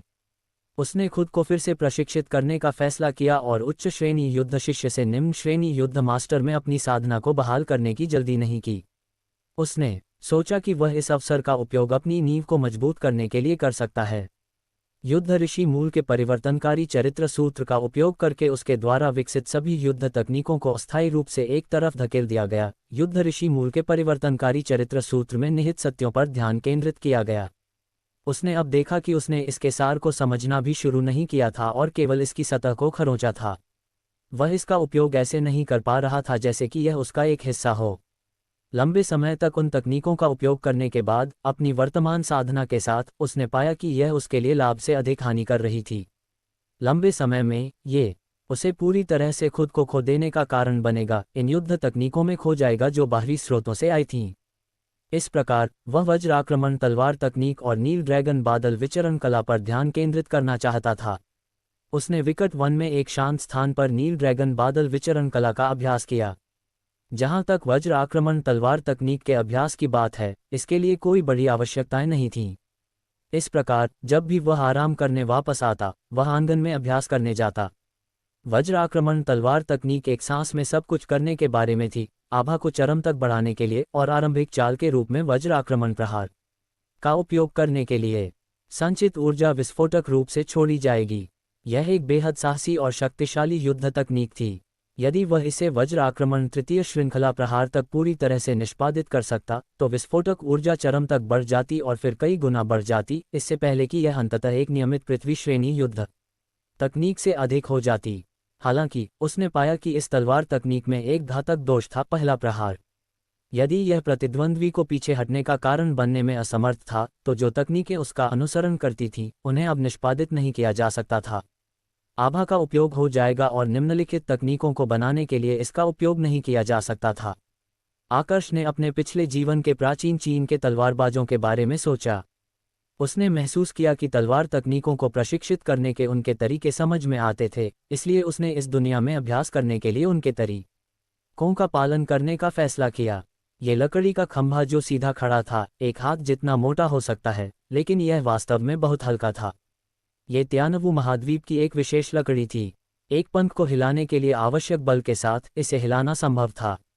इस बेहद कम समय के भीतर आकर्ष जो करना चाहता था, वह लकड़ी के खंभे को तेजी से काटने में सक्षम होना था, लेकिन लकड़ी के खंभे को अभी भी खड़ा रहना था।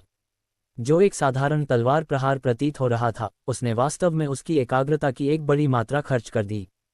श्वेत जल नगर में उसने जो 1 महीने से थोड़ा अधिक समय बिताया था, उसमें से आकर्ष ने अधिकांश समय वज्र आक्रमण तलवार तकनीक की पहली चाल तलवार खींचना का अभ्यास करने में बिताया। हर दिन उसने अपनी तलवार घुमाने की संख्या कम से कम 1000 बार की। शुरू में जैसे ही उसने लकड़ी के खंभे को छुआ, वह गिर जाता। धीरे धीरे वह उस पर एक बार हमला करने में सक्षम हो गया। फिर वह लगातार 4 तलवार प्रहार करने में सक्षम हो गया। उस बिंदु से उसकी प्रगति स्थिर हो गई। अपना सिर हिलाते हुए आकर्ष ने लकड़ी के खंभे को फिर से खड़ा किया और वज्र आक्रमण तलवार तकनीक की पहली चाल का अभ्यास जारी रखा। अनजाने में उसके सिर के ऊपर सूर्य पश्चिम की ओर डूब गया था। सूर्यास्त ने आकाश को भरने वाले बादलों को लाल रंग में रंग दिया, पूरे आकाश को एक उग्र रंग में बदल दिया। आकर्ष ने उसी क्रिया को अथक रूप से दोहराना जारी रखा। जैसे जैसे समय बहता गया उसने ध्यान भी नहीं दिया। केवल जब आकाश पूरी तरह से अंधेरा हो गया तब आकर्ष ने वह करना बंद कर दिया जो वह कर रहा था। उसकी कमीज पूरी तरह से पसीने से गीली थी और उसकी बाहों की दर्द ही वह सब था जो उसने महसूस किया। तुरंत आराम नहीं करते हुए आकर्ष जमीन पर क्रॉस पैर बैठ गया और साधना की अवस्था में प्रवेश कर गया। जब शरीर अपनी सीमा तक पहुंच जाता है, यदि कोई तब साधना करता है तो उन्हें अक्सर एक अप्रत्याशित परिणाम का अनुभव होता है। 1 घंटे के बाद बैंगनी वज्र दिव्य मंत्र आकर्ष के शरीर में कई चक्रों में घूम चुका था। अचानक उसने अपनी आंखें खोल लीं। उसके शरीर में पसीना पहले से ही पूरी तरह से भाप में वाष्पित हो चुका था। उसके शरीर में खून उबल रहा था और उसकी बाहों में दर्द पूरी तरह से गायब हो गया था। आकर्ष उठा, एक लंबी सांस बाहर निकाली और अपनी बाँह फैला दी। एक पल में उसके शरीर की सभी हड्डियों ने चटकने की आवाज़ें दीं। इन सब के बाद उसने एक बहुत ही आरामदायक और स्फूर्तिदायक भावना महसूस की। उद्धरण चिन्ह। श्वेता, जो पत्थर की मेज पर हर समय खड़ी थी, जल्दी से नीचे कूद गई जब उसने देखा कि आकर्ष ने अपनी साधना पूरी कर ली है। उसकी आंखें बुद्धिमत्ता से भरी हुई थीं और रात में एक चमक दे रही थीं, क्योंकि वह आकर्ष के आलिंगन की ओर दौड़ी। आकर्ष हल्के से मुस्कुराया और उसे उठा लिया। उसके साथ थोड़ा खिलवाड़ करने के बाद उसने उसे आत्मा रक्त जैद में दूर रख दिया। जैसे ही आकर्ष सोने की तैयारी कर रहा था, दूर से हत्या की भावना की एक हल्की सी आई। आकर्ष ने माथा सिकोड़ा और हत्या की भावना की दिशा में अपनी आध्यात्मिक इंद्रियों का विस्तार किया।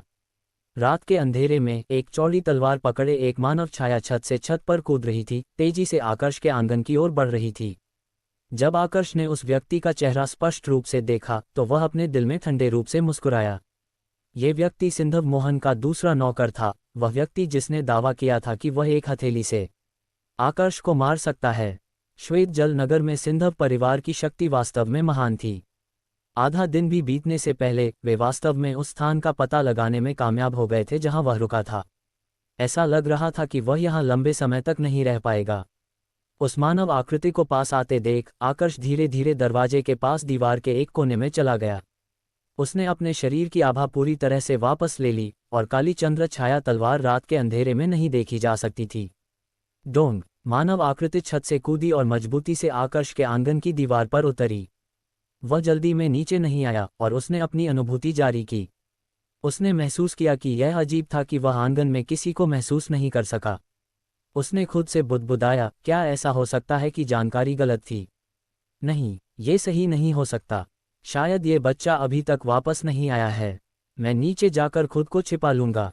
तलवार खींचना। जिस क्षण वह नीचे कूदा, रात के अंधेरे में अचानक एक शानदार बिजली का प्रकाश जगमगा उठा।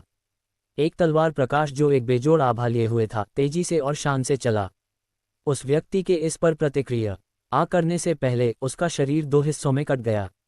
ये तलवार प्रहार अजीब तरह से अविश्वसनीय रूप से तेज था और यहाँ तक कि उस व्यक्ति का शरीर 2 हिस्सों में कट जाने के बावजूद ये हवा में तुरंत अलग नहीं हुआ, उसे कोई दर्द भी महसूस नहीं हुआ।